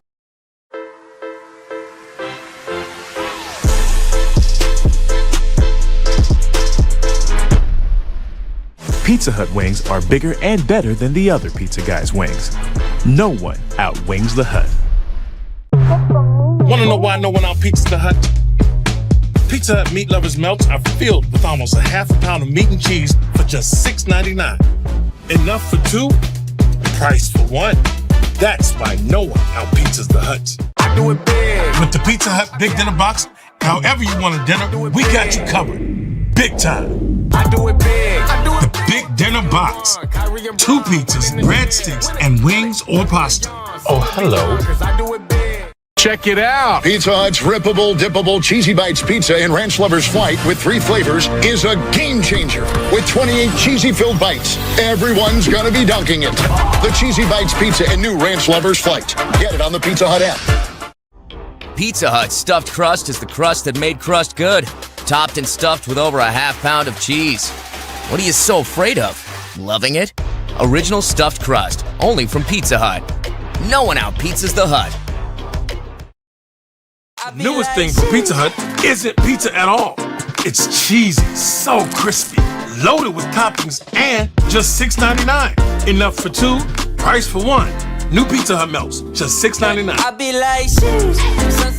New crafted flats from Pizza Hut are just $5 each till 5 p.m. Choose from 5 handcrafted recipes you won't want to share. Mom! And you don't have to. The new crafted flats, just $5 each till 5 p.m. and available till close, only at Pizza Hut. What's the recipe for surprising the kids, treating yourself, and ditching dish duty? You're looking at it. Order your Pizza Hut faves like original pan, original stuffed crust, and more at pizzahut.com. No one out-pizzas the Hut. The new crafted flats from Pizza Hut. 5 handcrafted recipes with more toppings, all for you. There's no reason not to get one or try all 5. New crafted flats are just $5 each till 5 p.m. and available till close, only from Pizza Hut. Welcome back to Ariel, New Jersey. This is Timber Creek High School. As you can see, the sun is setting after a long, almost a Super Bowl length of a halftime. And it is 7-0. Start the third quarter. Williamstown will get the ball as they won the toss and they deferred. I'm Chris Lozzi with Mike Shute and the BFA Sports crew. We're here tonight for the Braves and a chance to go 2 in a row on the season. as they open up the divisional play tonight. You know, long halftime, as you said. It is senior night here. They recognize the cheerleaders at halftime. They're also having a special night tonight with youth cheerleaders. They invited any kids in the area to come out. So they have like girls from 5 to 13 that are cheering with the cheerleaders. And I don't know if you can see at halftime in some of the shots we showed, but DJ Midnight. Players, not players. It's what did they say? A glow out. So it's all fluorescent. So I know the cheerleaders had fluorescent pink ribbons in their hair, and some of the little kids have them too. And all the fans in the stands, you see some across the way with the fluorescent as well. So that's the Williamstown sideline though. So I guess they brought the glow out too. It's a glow out blowout here at the Ralph E. Ross Athletic Stadium. Second half kickoff, Carney, and to the 34. And no further. Braves are on offense, and a very giddy Amir Culbertson. By number 31, stop on special teams. Good job by Williamstown, 31, a freshman. Kind of stayed with the play and finished it off to make sure the return man was taken down. It was a 24-yard touchdown run by James Redd, second play of the second quarter. The only scoring thus far as we are now into the third. And really, Williamstown's had some sparks, but nothing that stuck and led to a good drive, right? You had the big 40-yard pass play to Prunty that moved the ball up the field, but they couldn't capitalize after that. First down, Foreman to throw it. And that was ugly from the start. Is that a catch? Are they going to say that Vasquez caught that or no? It was a catch, but no gain. Well, maybe a yard they may have gotten. We'll see where they spot it. Looks like he might have gotten to the 35 there. Now they're going to say no gain. So he was pushed out there for no gain. That play was from the hash marks on the far side, and it just kind of strung out. Nothing really came of it. I couldn't even see the official signal again because we're standing. We're very low. We've got the bench in front of us. This is Alexander for a yard. And third down and 9 coming up for the Braves. It'll be third down, but there's an injury. Charger on the field.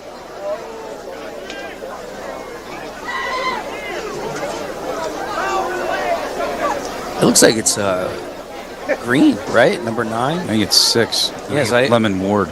Oh, was it? It's upside down. Oh. Tricked us. Check on him when we come back. Check it out. Pizza Hut's rippable, dippable Cheesy Bites pizza in Ranch Lover's Flight with 3 flavors is a game changer. With 28 cheesy-filled bites, everyone's going to be dunking it. The Cheesy Bites pizza in new Ranch Lover's Flight. Get it on the Pizza Hut app. New crafted flats from Pizza Hut are just $5 each till 5 p.m. Choose from 5 handcrafted recipes you won't want to share. Mom! No! And you don't have to. The new crafted flats, just $5 each till 5 p.m. and available till close, only at Pizza Hut. Check it out. Pizza Hut's rippable. Third down for Williamstown. Get loud, Charger fans! So third down and 9 after the injury timeout for the Braves. This is Tyson Foreman setting up. Oh, that's got to be a hold. The pass comes near side. It is a catch by Prunty, but this is going to come back. This was a downright tackle on the near side. Watch this again. I don't know how Prunty caught this ball. But yes, I mean, it's coming back. But that was a pretty good catch in serious traffic. Get a good field level angle. Take a peek at this. Actually, no, we won't. We got it again, Dave. Here we go. Oh my goodness. Kind of corralled him. It was almost like the rushing defender kind of ran up under the offensive lineman's armpit, and he just kind of had nowhere to go and fell right down on top of him. That was weird. Ryan Stankiewicz. Third down, and I need you guys to get charged. And it's third down now at 19. They need the 44-yard line. Braves do. And Foreman has shown arm strength and accuracy too on a bomb of a 50-yarder. We got a musical. That is a French horn in the way there. And Foreman's going to try it again near side, and it's incomplete on the bench side. Pass falls out of bounds, and it'll be fourth down for Maybe Williams. in Canada that would still be in play, right? And fourth down, and the Braves, a disappointing drive to start the second quarter. They do a 3-and-out. Yeah, not a good start for Williamstown there. I mean, really seemed like there was no rhythm to any of the plays. And it's not the way you want to start there. When you're starting the second half with the ball, you want to try and get that momentum built back up again. It was really none to be had. Who is it? A punt from Boisrond.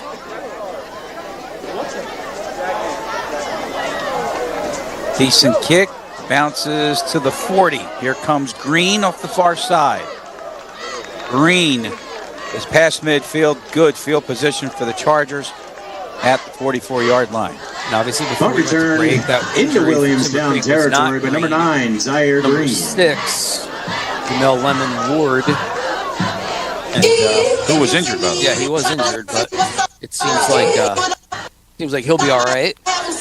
Love to see if they, once the defense takes the field, but he's there right above our score bug on the bottom of the screen. He was just standing on the sideline, so he seems to be in good shape.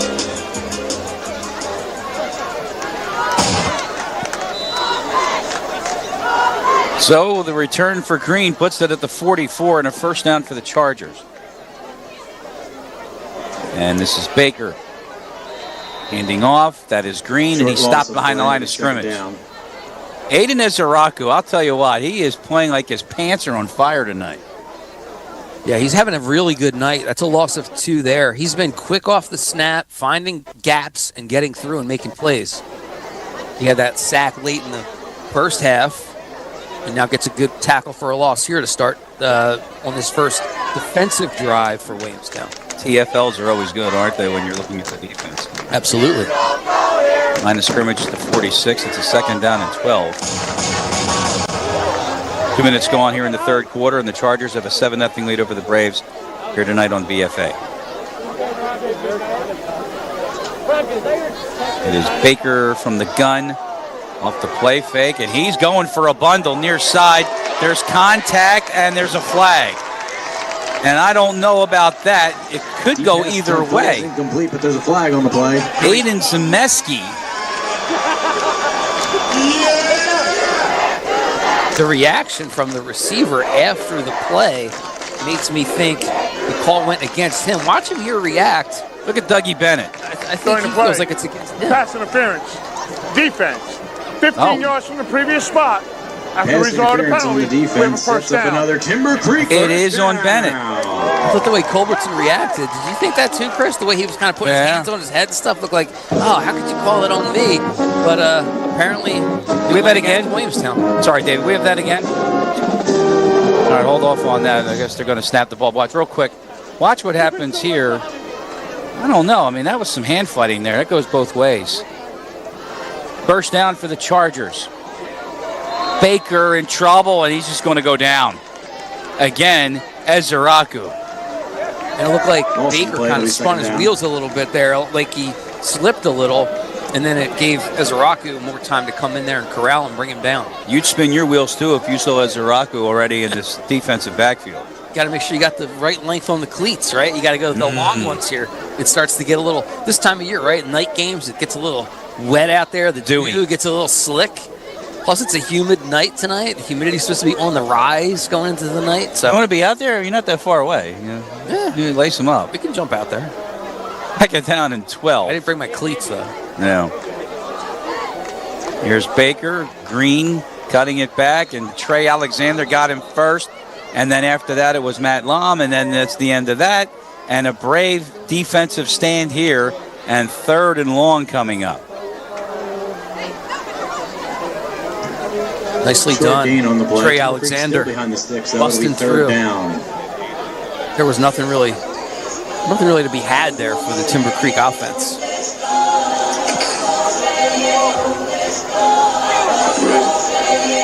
Third and 11. The ball is at the 32-yard line. Big play, big play. Williamstown needs to stop here for sure. Play fake. Baker chased out Macbeth with the pressure, but he got a pass complete. It's Conway. And Brody Conway has got a Charger first down inside the 20-yard line. Gain on the play, sets up another Timber Creek first down. Give Baker all the credit in the world for making this play happen. because he's getting some heat here from Macbeth from the blind side, right? He comes around with some speed, and Baker just buys the time and rolls out. And a good job by he's playing fullback, I guess, or maybe a tight end spot is Conway. He's listed as a fullback, but he found some space, a little gap there, and was able to make the catch and pick up the first down. From the 19, Baker fumbles it. They kick it around, and it's picked up by Green, and he's going to get positive yardage out of that. Zaire Green picks unfortunate up the break for the Braves. It'll be the 5-yard gain by Green. Watch what happens here. So it's a bad exchange between Baker and the running back, and he kicks it forward, but picks it up himself. It hit, I guess, one of the linemen there, and just kind of was able to pick it up off the rebound. Actually, I think it hit off of 0 Conway. 2nd and 4. Green up the middle. Inside the Brave 10, still fighting, and he's down to the 4, and he sets the Chargers up with a first and goal. First and goal. Green's been impressive. He's a little bit of a smaller guy, right? Trey Alexander's taller. He's kind of more built for speed, but he's learning how to be a bruiser. But Green, kind of small, right? Low center of gravity. You see him make that spin move there along in that run. He just finds his holes and is able to hit the cracks. No James Redd. He had the 24-yard touchdown run. It is Green in the backfield. Baker hands to him, and Green sidesteps one and gets into the end zone for a Charger touchdown. Pretty easy, really, right there for Timber Creek. They just went to the left. Green was not touched. 13-0 Chargers. Some good dance moves, too. See the watchful eye of the official, though. When does it become, unsportsmanlike? There you go. Going left. Nice little chip block there. Did you see 55 for Timber Creek with that block? I think it was either Macbeth or it was Macbeth. I think he kicked him off there on the left-hand side of the screen. Graham Barron's extra point good. Graham Barron is up and good. It'll be 14-0. And it's a 14-0 lead now for Timber Creek. We're halfway through the third tonight on BFA. Back with the kickoff after this. The new Crafted Flats from Pizza Hut. 5 handcrafted recipes with more toppings, all for you. There's no reason not to get one or try all 5. New Crafted Flats are just $5 each till 5 p.m. and available till close. Only from Pizza Hut. No one out-cheeses, out-meats, out-supremes, out-crusts, or outstuffs the Hut. Because when it comes to making your favorites, no one out-pizzas the Hut.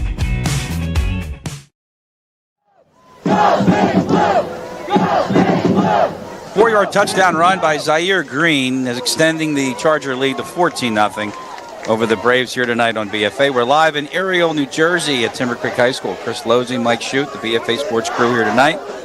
We are home next week, by the way. Well, I'm home right now. Fun fact, I'm from Ariel. I was Brave. I was in Ariel. I grew up in Ariel. I moved there when I was 8 years old. So it's kind of home right now. Well, it's a home game for me because I only live, 6 minutes away from here, I guess. Well, I mean, Timber Creek wasn't a school when I was living there. I would have gone there had it existed. But You're that old? I went to Highland, so. Yeah, but I would have gone there had it existed. I mean, it was only, 15 years too late, I guess. What's I going to say? Are we home next week or not? We're home next week, right? Yeah, it's against, what do we got? I think Washington Township's visiting, correct? The one that used to be a Saturday game that was turned into a Friday game. And that's a pooch from Rambaran, and it's covered by the Braves Williamstown at the 40-yard line.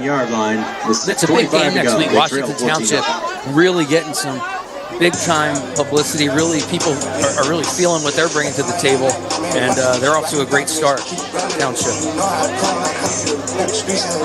Macbeth muffed it, but fortunately for the Braves, it was recovered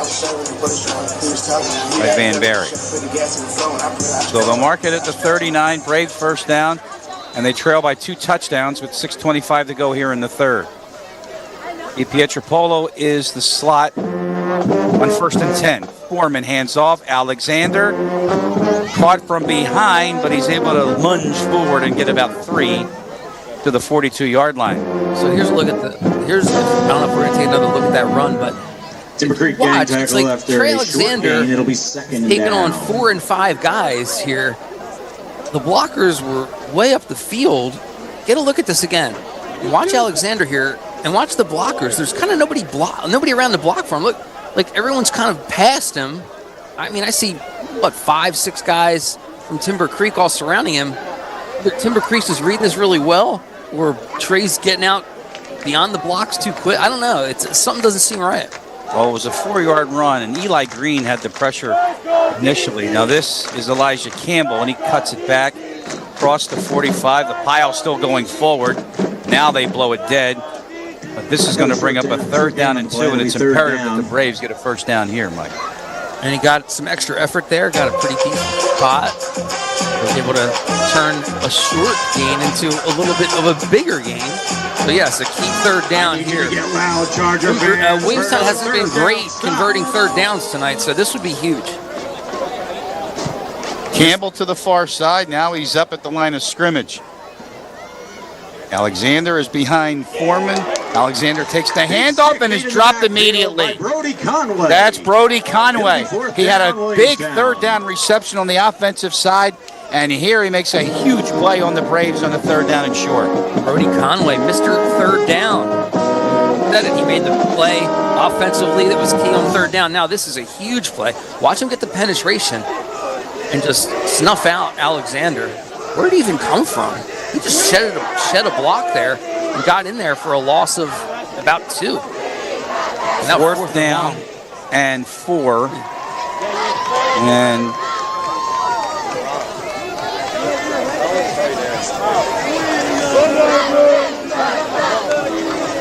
Green's dangerous. Frank sends out the punter. Boys are on. And this is a very short kick, and we got some serious stuff going on in the middle of the field. I don't know if they're going to flag that, but the ball was downed for the Braves by Matt Collins, but we wrap that up again. Check this out. David, we have that again? Here it is. There is a flag. There's got to be a flag. I mean, anybody can see. You can see if you're watching it from home. Put your hands up again. Watch this. That's a hold, folks. That's a hold. That's a wrestling match here at Ralph Ross Field. I mean, Ralph Ross is a legendary high school wrestling coach, and that was some grappling at its finest right there in the middle of the field. Nasir Salters. Return. Holding. Offense. 10 yards. First down. Really not Holding offense. on Well, it's a receiver. It's a turn team. I'm telling you something. Don't badmouth Frank. I'm just saying, because I hear it during the week. Williamstown was on offense. Now, to make sure viewers know that the receiving penalty team wasn't against Williamstown. The penalty was on the receiving team. Everybody knows that, but we saw it from here.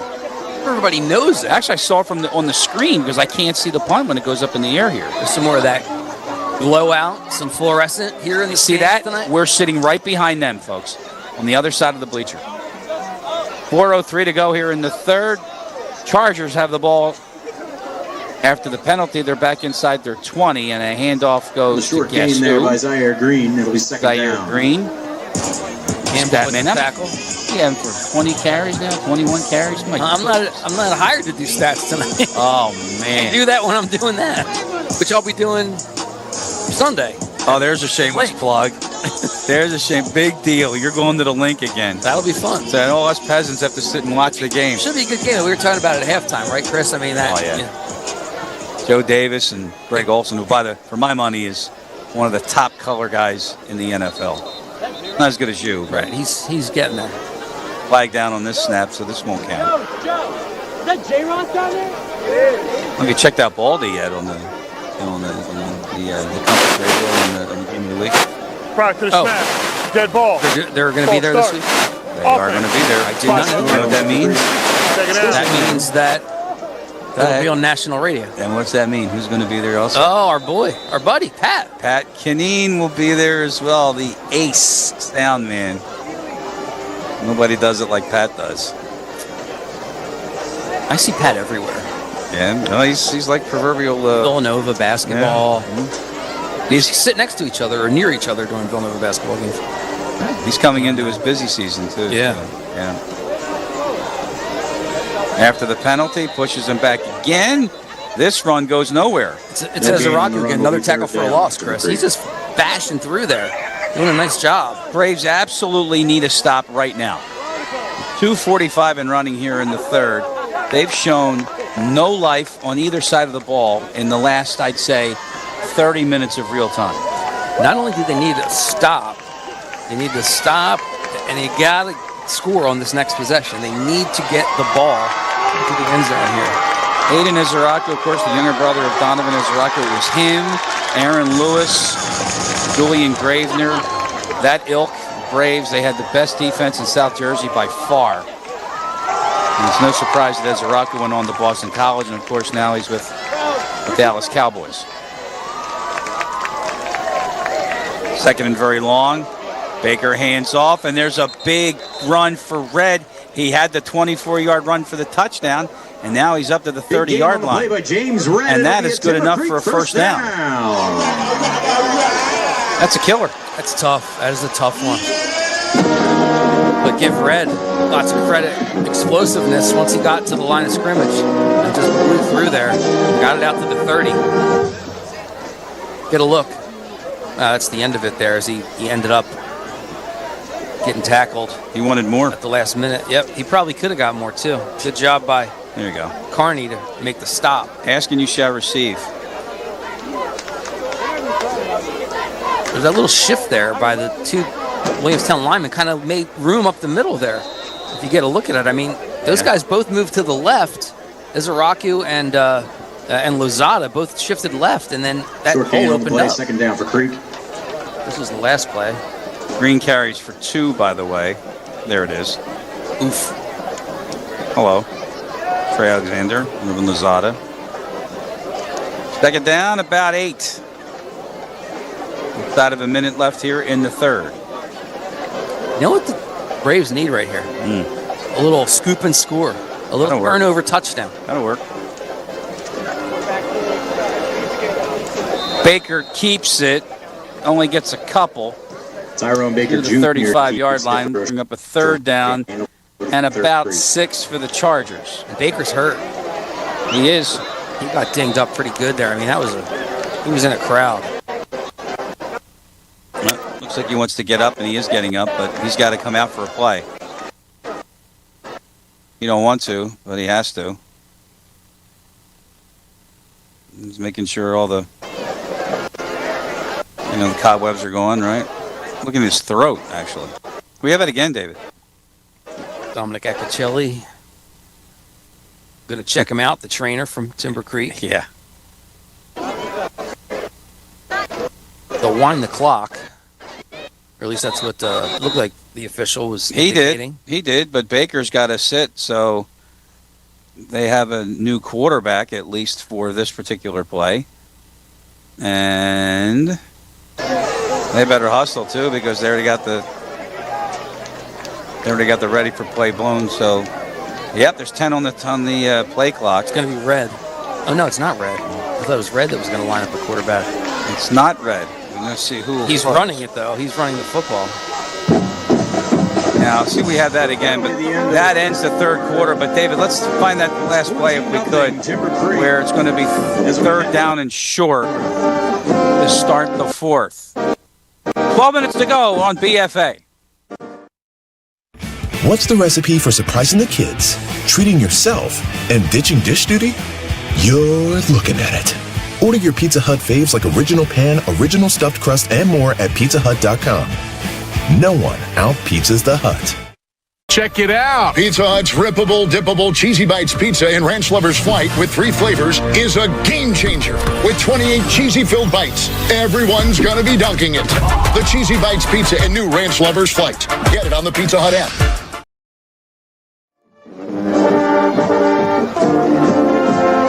We start the fourth with a measurement, and you see it at the left of the screen. And by the way, I mean, I'm going to bring it up, but let's see. We can't see it. Can we move that over, David? Can we see what the result of that measurement is?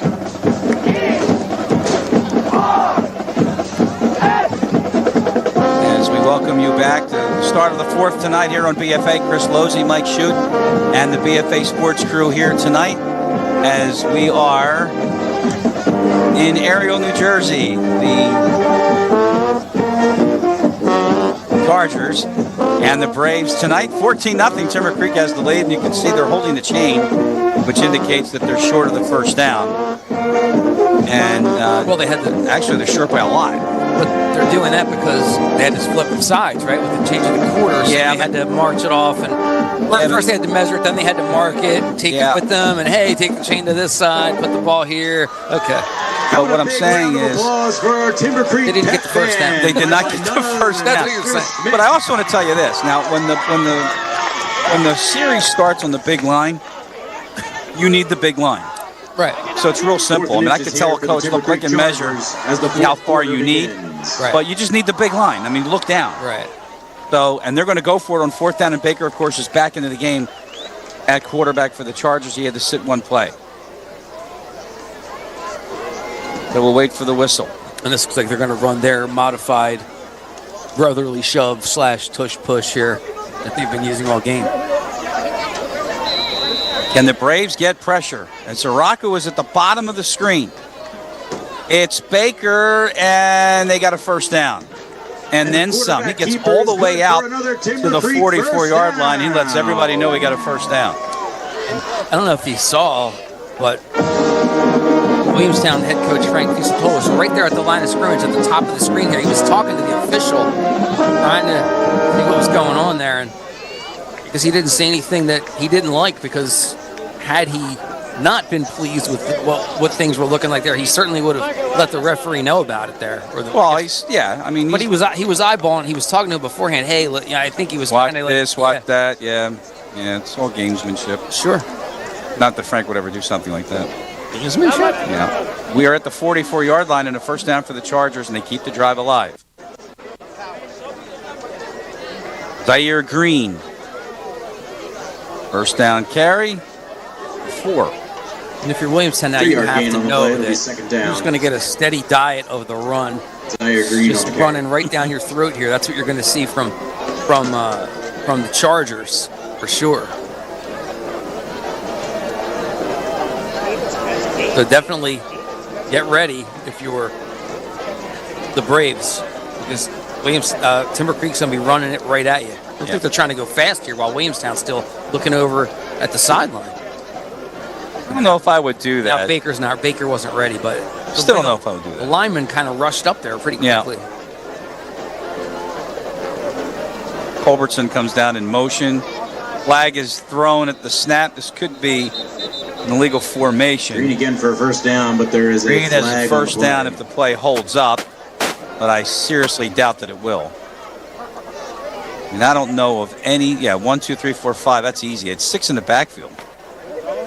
Back that one up, David, and then freeze it at the snap. 5 in the backfield against the offense. Poor Frank. Repeat, second down. Illegal formation on Timber Creek. Sorry. And freeze it right there.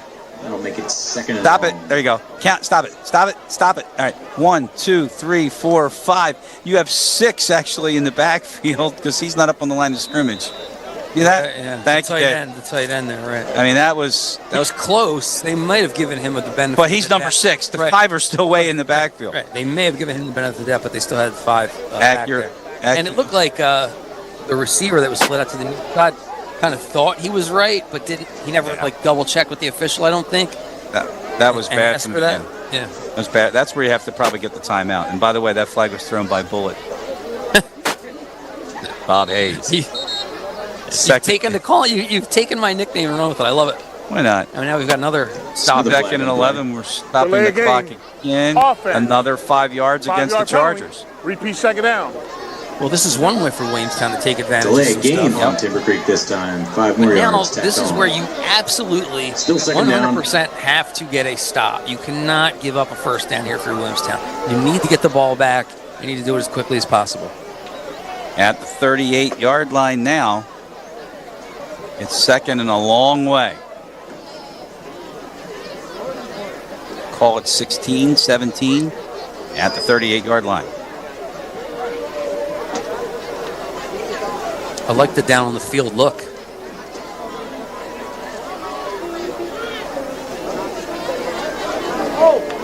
Baker swings it out to the far side. Look out, there's Red in open space. Screen pass to James Red gets at the Chargers a little bit closer to the sticks, but it'll be third down. Initially tripped him up, and then Red fell forward and got finished off by maybe Alexander. I don't know who finished off the deal here, but things getting a little chippy. Watch Prunty dive in there. Oh, and then Macbeth finished it off. Yeah, Prunty got him down low, and then Macbeth finished it up high. I don't know why he's signaling a first down because he's got a long way to go. It's 3rd down and 7. You might have had the same problem you had earlier. The stick. Yeah, but he's on the field. He should. Sticks were twisted. He's running. He should see both of them. He ran past the first one. Zaire Green won't get a first down. Okay. So the defense did its job, although it looks like the pile forward just like some it'll be 4th and short, casualties along the way here. Just over the 50-yard line for the Braves. A couple guys came up holding different body parts. So Alexander looked like he got up slow, and then also one of the other defensive linemen was a little bit dinged up there too. So that was I guess Daire Simpson. He won. He just ran off now, but he looked like he was a little bit worse for the wear on that last play. And you know what? They got the stop. They did what they had to do and needed the ball. Green, last time he punted, he got roughed near the end of that first half, and this one is down by Timber Creek inside the 20-yard line. And that is a 41-yard punt. Rodney Page downs it at the 24-yard line with 7:52 to go. We have a flag down. It's against, Williamstown. And if it is against the Braves at the line of scrimmage, then it would be, it's a hold against the Braves. So it's going to be the Braves keep the ball. During the return, we have holding against the offense. 10 yards from the end of the run, and it will be first down. Yeah. That's got to be frustrating. Holding on Williamstown, from still the Williamstown ball, standpoint of a coach, right? Mm-hmm. Because there really wasn't a return. The punt was short. Prunty had no chance to catch it. You, as a blocker, you don't know what's going on behind you. Yeah. Behind you, so you don't know what's going on. But it wasn't like there was a return going on, at the and you kind of feel like Williamstown fans, we just kind of gave away some yardage there. To your left out of the maintenance gate, and all Timber Creek fans, please exit out of the double gate by the picnic area. Thank you. See that? But where do the broadcasters exit? We go behind. We slither underneath these bleachers and go to our car. So be down a drain pole. They are at the 10-yard line. Low snap for Foreman. He's going to get out of there. Loads up and incomplete. Pass ball's incomplete. It'll be 2nd down for Williamstown. Foreman throws a really nice ball, though, doesn't he? Mm-hmm. I mean, that thing, perfect spiral. He does. Had some mustard behind that one. And he was back running out of his own end zone and got that ball across midfield to almost the 45. So guess what? He really fired that. And we're going to see him for 2 more years. Just the sophomore. He's under some pressure. Lucky they didn't get a hold there.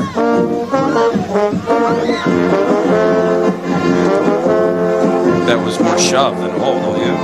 Well, at the beginning, it looked like he was grabbed first. Foreman looks left, comes back right on the screen. Quan, he's going to have to get some room to operate, and there is none. And how about the defense again? And it's Brody Conway again. Short game for the Braves and a 3rd down and long. And it'll be 3rd down. Conway put the pressure on Foreman on the last play, too, so he's all over the place tonight. But that was kind of making something out of nothing because that throw was into a ton of traffic. Quan had to come across. And it looked like maybe he was going to be able to bust it all the way to the outside, but elected to then cut it up the middle. We got a timeout on the field. Looks like maybe perhaps Timber Creek called a defensive timeout here. We're going to find out in a second. Timeout for Timber Creek, their first of the half. It is on a 3rd down and 6. And there's the Braves offense. What do you call here? Not much has been working. You got to call something that's going to get you at least 7. But really, at this point, you're down 2 scores with 7 minutes left, Chris. I think you're going for it. You got to go for it on 4th down too, unless you get a sack here for a loss, and you're talking about 4th and 12 or 15, because then you're back inside the 10. But I mean, you can't. There's no more time to mess around. So I think that the one option could be the position's working against them. You take advantage of the cushion and get 3 yards out of bounds, 4 yards out of bounds, and then go for it from 4th and 1 or 4th and 2. Well, this might be a situation where Foreman drops back, lets the rush come, and then runs through it and tries to pick up the first down that way. Chargers late getting back on the field, so Foreman's going to air it out far side and too far, and Quan was there. Another incomplete pass. He had 2 steps. It'll be 4th down on the defender. Williamstown. And now it's 4th down and long, and it was Amari Gordon who was blown away by Quan down the far sideline. Foreman hit him. That was 6, Mike. Yeah, he definitely has the speed to break away like that. And I guess you just can't really go for it here. You're too far deep in your own end zone. Not just that, but I think that I'm with you. I think you get a half of that back and make it a 4th and short. See what you got. But instead they didn't. But if you notice on that play, the Chargers weren't even ready yet. And it was Eli Green, 56, was just coming onto the field when the ball was snapped. I think somebody should have seen that and actually run up the middle. Boisron's punt is taken by Green at the 45. He's going to try the near side, and he's got some room, and Green turns the corner, and Zaire Green is off, and they won't catch him. It's a touchdown, and he pointed to somebody as he went across the goal line. I don't know if there's a flag or not, but this game is blown wide open. I think he pointed at like a camera guy down there. Not necessarily ours. They might have somebody there shooting pictures. That should be one of those taunting fouls, but there's no flag on the field. See if you can see that. Is there a flag? Takes the lead 20-0. I think if you look at somebody with a camera, they're down there wearing a white T-shirt. Huge punt return by Zaire Green. I mean, is this unsportsmanlike? It's a 44-yard return for the 3rd touchdown for the Chargers.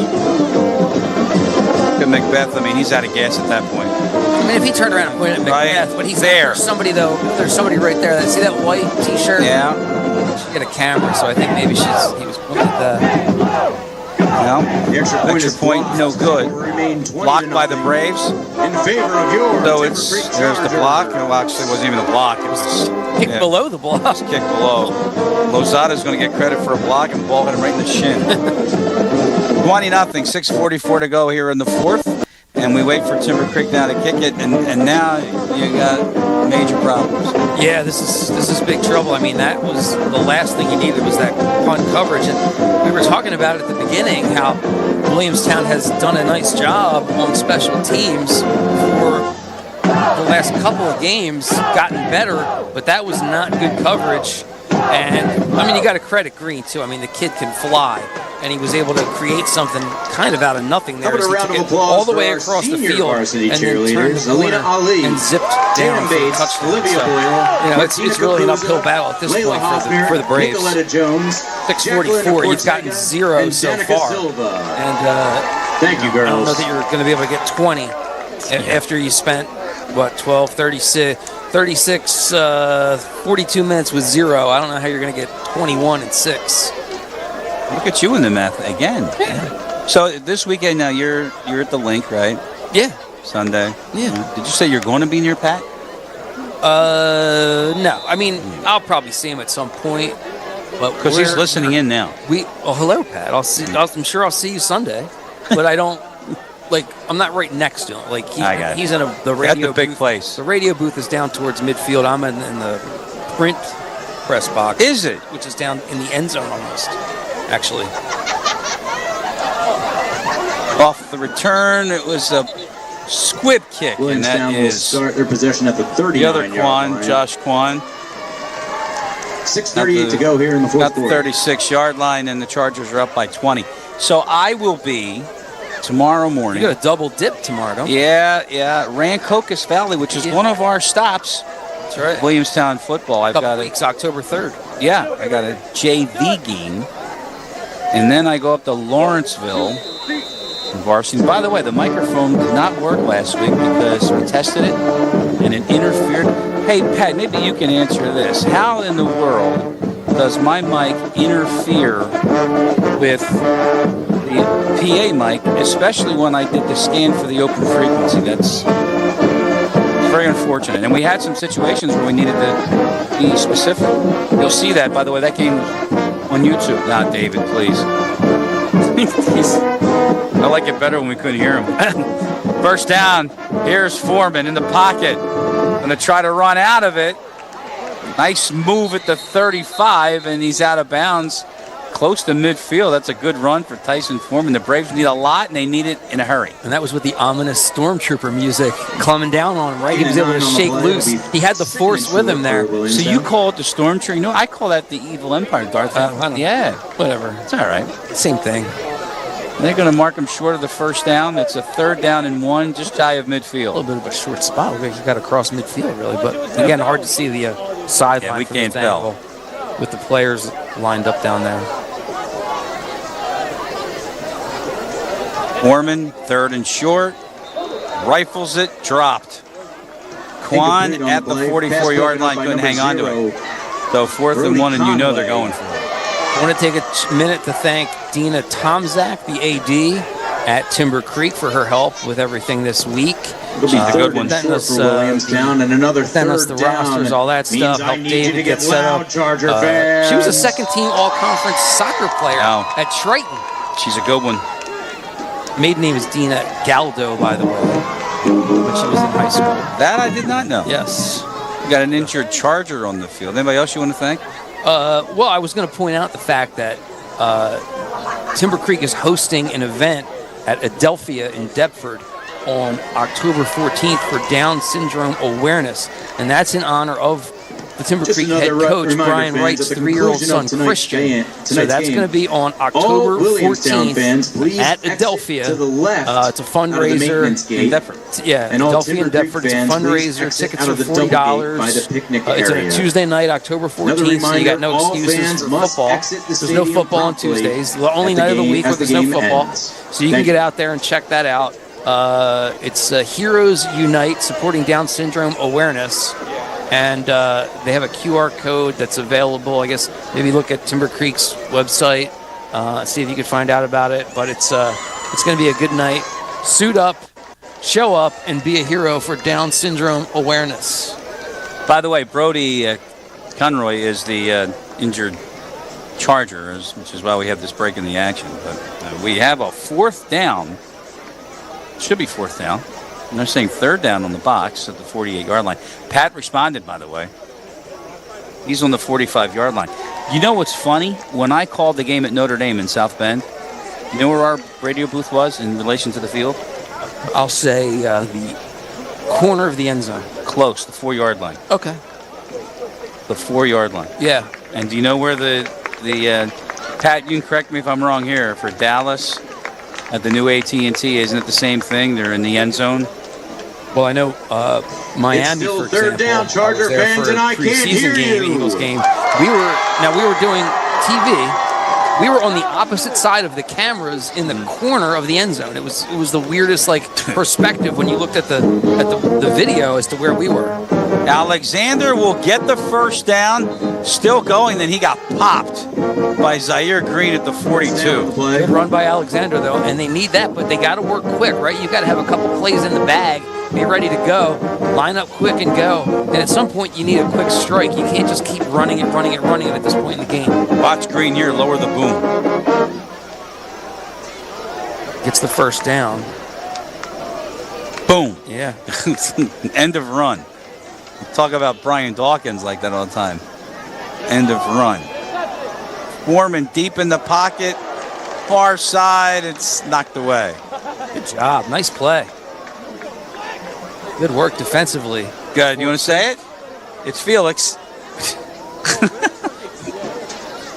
That was good work, though. He came over it, and you know what? Sometimes players will not look up at the whole situation, right? Yeah. He ran over to the spot first. He found the track of the ball, ran to the spot, and knocked it away rather than try to just follow the ball the whole way. He saw where it was going and then ran to the spot and knocked it down. 2nd and 10 at the 42. Foreman going to tuck it in and run. A lot of daylight, spins his way to the 32, and where the mark is, it should be enough for a 1st down. Close. The clock's still running, so. QB keeper goes for another 1st down for Williamstown. It is a 1st down for the Braves. 5.5 to go. Well, some seconds, though, of that in the time it took them to spot that. Well, I don't know if he definitely got to the 32. I don't know if our clock is, yeah, it's 2 seconds off. Foreman again on the keep. Good run. Gets down to out the 20. Sorry, 25. Gain of 6 on the play. It'll be second down for Williamstown. The marks they have on the field. See the marks they have on the field? Can you see them? Maybe the lights are in the way. See, it looks like it's a yard line marker. It's not. 6 yards for Foreman. Second down and 4. Under 5 to go. Foreman now rolls out. Throws wide open. Prunty, his knee was down, so they'll blow him dead at the 15-yard line. A first down for the Braves. Another first down. You keep seeing flashes, especially him going out of the pocket, on the roll, and throws a strike here. It's a shame Prunty was down on the knee there because he might have been able to make something else happen after the catch. Watch again. Well, this is Foreman rolling out, throwing to the end zone. It is Prunty. Did he get it? Touchdown. With 4:24 to go. Guy makes things happen, man. Prunty gets open. He's got the speed. He's a player that needs to touch the ball. Watch him just work himself open. He just kept going.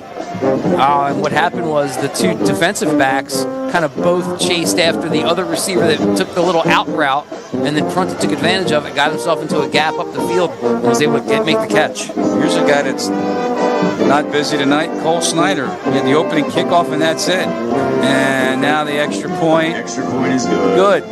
4:25 to go. Braves are on the board, and they have life. It's 20-7. Timber Creek in front. And you have all three. Do you kick it or do you do the onside? I think you got to go onside, right? You need 2 scores, not 1.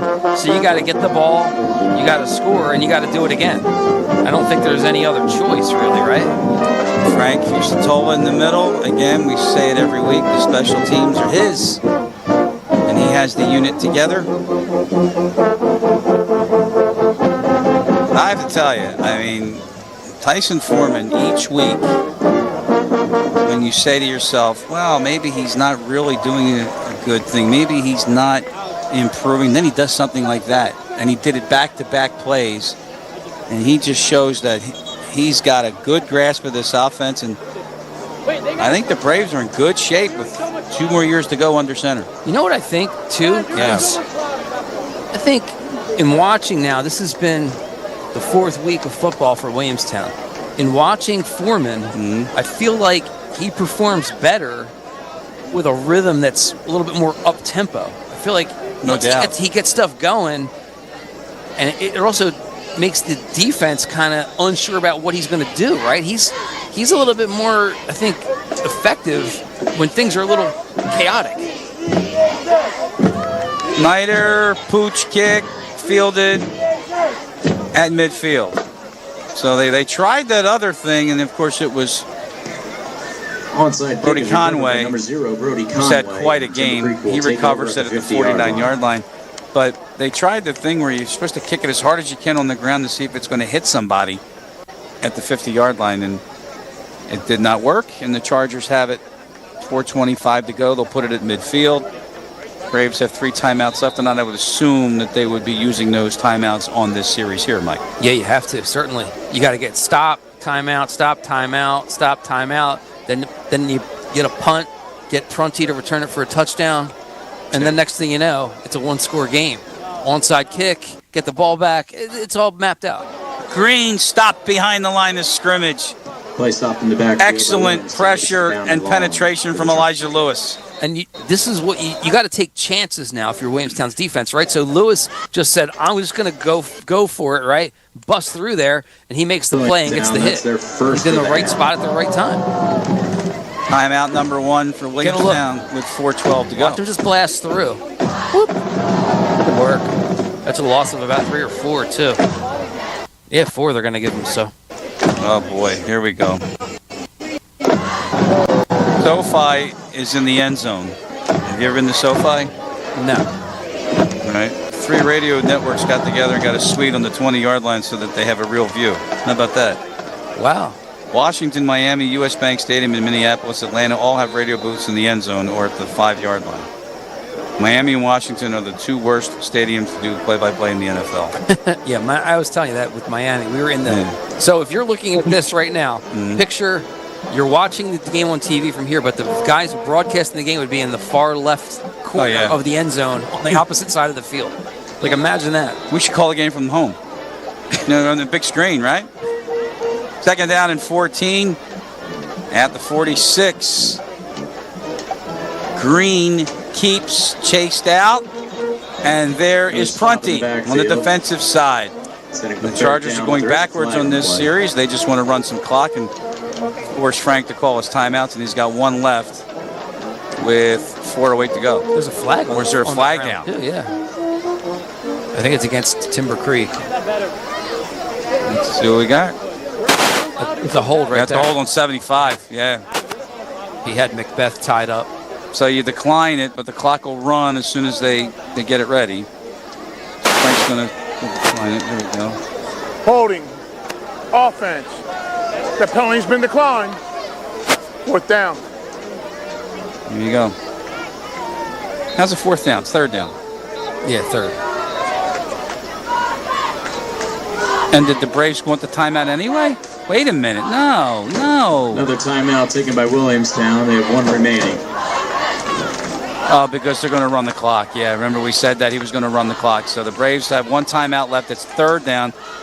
Sonika was incorrect. Not 4th down. They're going to have to use 1 more timeout to go. Observations tonight, Mike? What do you think? Well, it's been a sluggish, really, game for Williamstown, I think, all around. Defensively, they held for much of the first half, gave up the 1 score, but then the offense just really didn't get much going for a while. Yeah, again, though, and I'll say it before, I'll say it again, I think Tyson Foreman has got a future at the quarterback position, and we've only seen him, for 4 weeks. But, the proverbial, I like what I see, right? How's that sound? I mean, he's just a sophomore, and I mean, he throws a great ball, right? I mean, we've seen that. We've seen him make good decisions when he decides to tuck it and run. Yep. And I think, he's just, ideally, he's going to keep getting better, right? And he's got a future for sure. 3rd and 17. This is Green. That's Prunty. And then finished by Izaraku. And another the Braves final timeout with 4 minutes to go. Another timeout. Tell you what, Prunty's showing that is their final how important the speed that he has is on these last couple plays, because they're just running it and trying to string it out and run the clock. But of course, if a guy is going to be able to break loose and get open, they're going to take off and run too. I mean, they're not just, I'm going to run to the side and get tackled to run the clock, right? So Prunty's coming up and making nice hits. All right, now here's what's going on here. Frank thinks he has 1 timeout left, and he sent the linesman, Mike Cook, over to Frank to find out, but Mike's going back and tell him, no, you're out of timeouts. Because he had put a 1 down that he had 1 left, but he does not. Because the penalty that was declined, he took the timeout on that. Otherwise, they would have ran the clock right on we call it the ready for play. And they say the clock will start on my signal? Yes. That's the ready for play. Yes. Excuse me. Yes. Sorry. Yes. So Washington Township next week, they're playing Millville tonight at Millville. Township has been pretty strong thus far this season. In fact, they've only given up 12 points through their first 3 games, not including tonight. And those 12 points were all scored in the opener. There's a punt from Green. Braves went after it.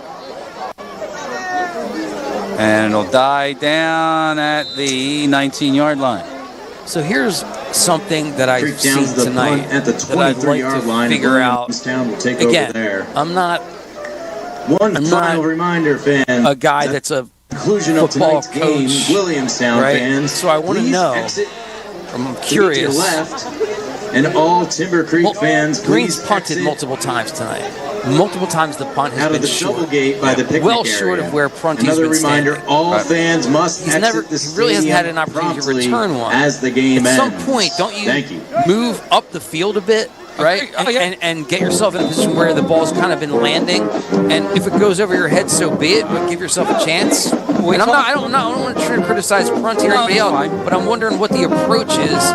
Always just go back to that certain spot, or do you try to make an adjustment based on what you see? We talked about this as Carney can't handle that pass, and second down. Foreman is decked at the 10-yard Pass ball's line. incomplete. It'll be second down for Williamstown. 3:44 to Second go. down.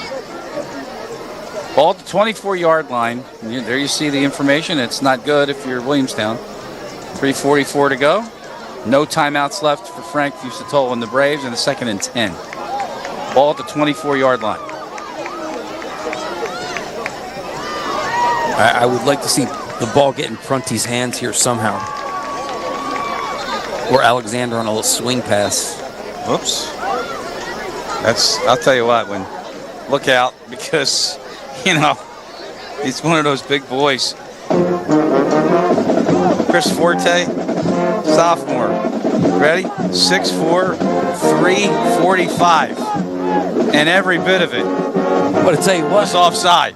No. It was a false. False start? Down. So, oh boy, give him credit because he saw the guy jump and he. That's a gamble, though. That's a gamble, especially in high school.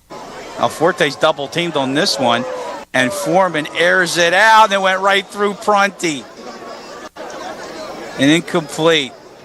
Looks like Kashim had a chance on it. It'll be 3rd and long. It's hard to see on the depth of where he caught that. I mean, where it was thrown to him, if it was like really kind of as close to him as it was. Let's see, slow it down. Oh, yeah, that's too bad. He just didn't quite reach out right there, right? Prunty, he's got the speed to get loose on those long balls. He really does. One of the legitimate playmakers on the Brave team, along with Trey Alexander. Now 3rd and 10, and pressure coming, and Foreman gets out of there in a hurry, and then gets picked off by Red.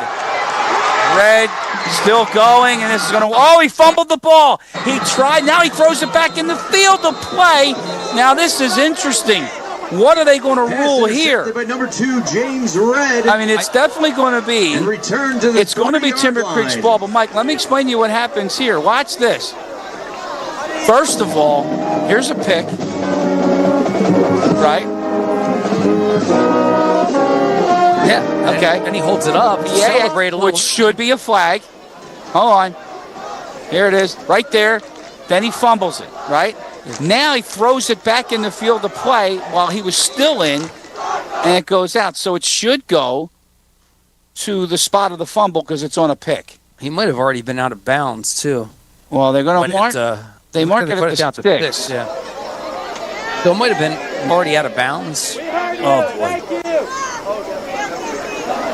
So Baker and the Charger offense, and Baker's going to get a touchdown. Touchdown on the quarterback keeper, number 5. It's the quarterback sneak for Baker, and Timber Creek has a big lead.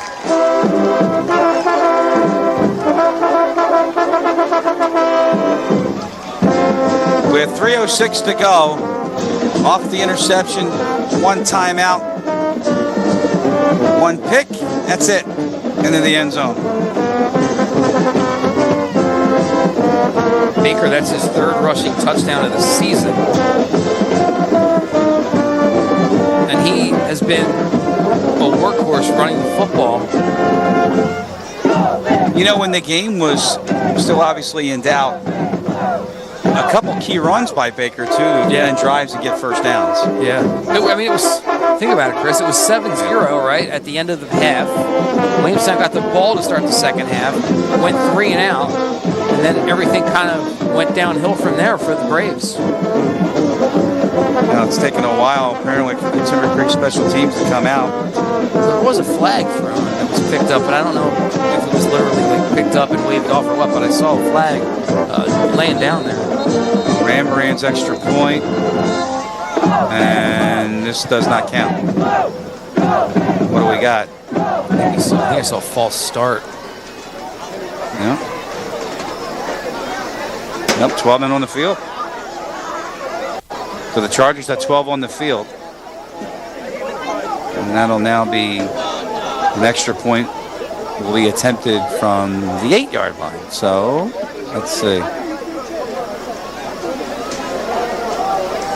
He'll kick it from probably the 15, right? So it's a 25-yard extra point now for Ramaran. And they fake it. Baker chased out, just throws it up there, and they're waving it dead, and that's because it's an extra point. You can't return back in high school an extra point. So it's a failed extra point attempt, but nonetheless, Timber Creek leads 26-7 after the plunge by Tyrone Baker. Because if you can score, wouldn't they get 2 points if they threw it into the end zone? Only the offense can score on high school on an extra point. Sorry. I don't like it. Okay. Maybe you can do about that. Well, take that to the rule committee. Well, no. NFHS, it's in Indianapolis, Indiana. I'll get you a contact. 26-7 with 3:06 to go in the ball game. And I'm going to send a strongly worded email about this. As opposed to a weekly worded one? Really? So Washington Township next week comes to Williamstown for the big rivalry game. It's a 7 p.m. start. Now, it's going to be an interesting one. Township's been rolling. As I said, 2 straight shutouts after giving up 12 points in their opener to Hillsborough. So it should be a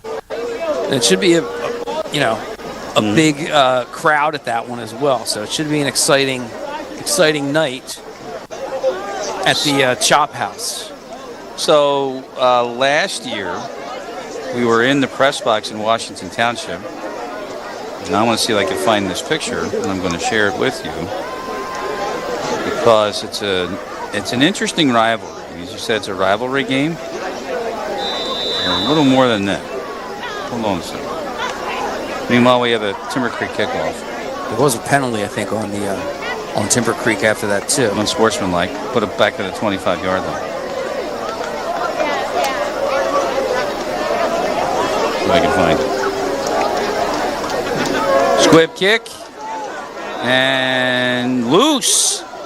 Did Timber Creek get it? Oh, my goodness, they did. Red came up with it. Oh, wow. Onside kick recovered by Timber Creek. They're going to kick onside up 26-7. The Chargers will take over, leading 26-7. Can't believe this. It almost seemed as if the Williamstown receiver had the ball and was down, and then it kind of fell out after he was already on the ground with the ball. It's a little interesting. You know, we talked about the NFL guys, right, Chris, for these two teams. You got Jihad Campbell, of course, the hometown hero with the Eagles in Timber Creek. You've got Donovan Ezeraki with Williamstown. Another kind of lesser-known guy, though, for Timber Creek is Terheeb Still, who's with the Chargers. Oh, yes. So don't forget about him. He's with the Chargers. The Eagles will see the Chargers a little bit later on this year. So Campbell and the Still Ezeraku all playing against each other at various points this season. It's like the high school days. This is unbelievable.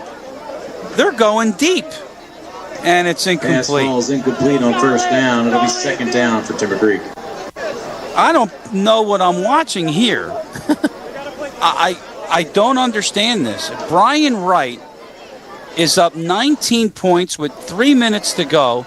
He calls an onside kick, gets it, and you figure, okay, maybe he just wanted to practice that, and he's just going to down it, and then he goes deep on the first play. And now there's some jawing, get back and forth from the sidelines, and rightfully so. I, though, am looking at Wright, and he doesn't look real happy, and I'm wondering... He's getting it from the Williamstown sideline. But I'm wondering if Wright is a little bit upset maybe with his players. Maybe that's not the play he called, Chris. I'm wondering. Well, whistles are blown as Baker is dumped at the 35-yard line, but you better control this. There's a flag. Play stopped in the backfield. They better take control of this game real fast.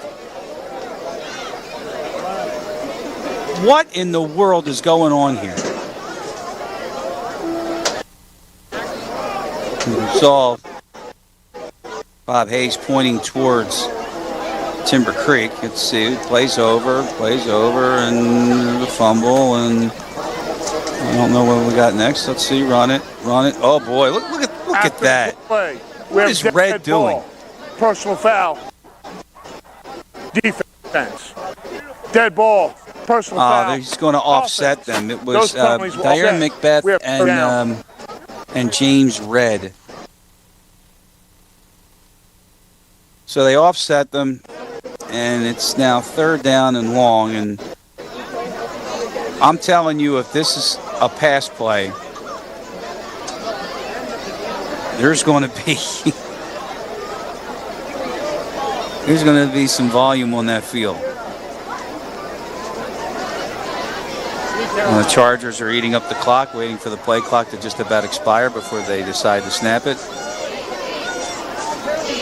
So we may want to stay on this one, David, when the coaches shake hands at midfield.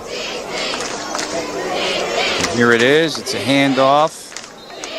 And Zaire Green is across the 40-yard line. Short gain on the play. It'll be 4th and 10. Tonight's game was produced and directed by David Virgilio, Brian Virgilio. Next to him, our broadcast associate, statistician, and we have a foul against Williamstown, and that is going to be a 1st down for the Chargers. Camera, of course, Charles Hope, Alex Jenkins. Well, there was a shove first that way. The flag came in really late. Yeah, play. Dead ball on sportsmanlike fence. 15 yards. 1st down. I think they missed the first one there. Unsportsmanlike Well, that's conduct usually what on happens, right? Williamstown. Yeah, I know. Timber Creek 1st down. The executive producers of BFA Sports are Jim G, Doug Stasic, and Robert Haydak. And this one we wind down, and boy, I'll tell you. Anyway, David, if we could stay on the coaches shaking hands after this one. I'm curious to see if Frank is going to say anything to Brian Wright there. And you just don't do that. And by the way, next week, it is the Border Bowl. Williamstown and Washington Township, and that is the trophy.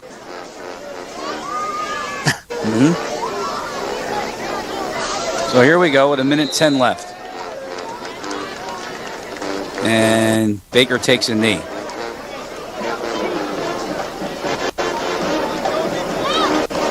So one more kneel down for Timber Creek, and that ought to do it.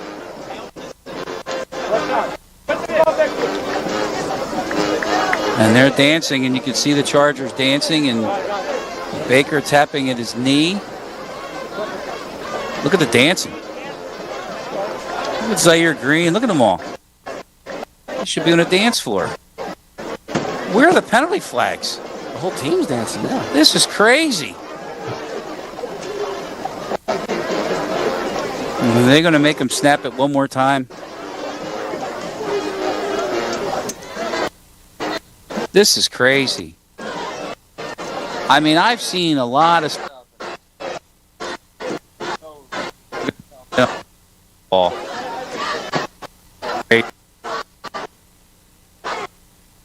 this one's over. Final score. Timber Creek 26.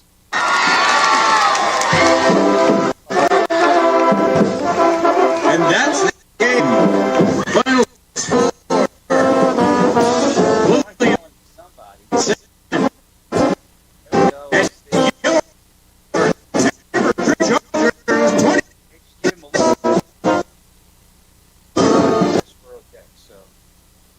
We got a lot of yelling now from one of the coaches. So for Timber Creek 26, Williamstown 7. The Braves are down 1-3 on the season.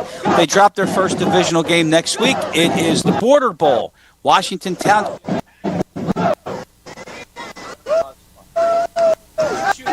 Another reminder, everybody, please get home safely. Have a great night, have a great weekend, and go Chargers!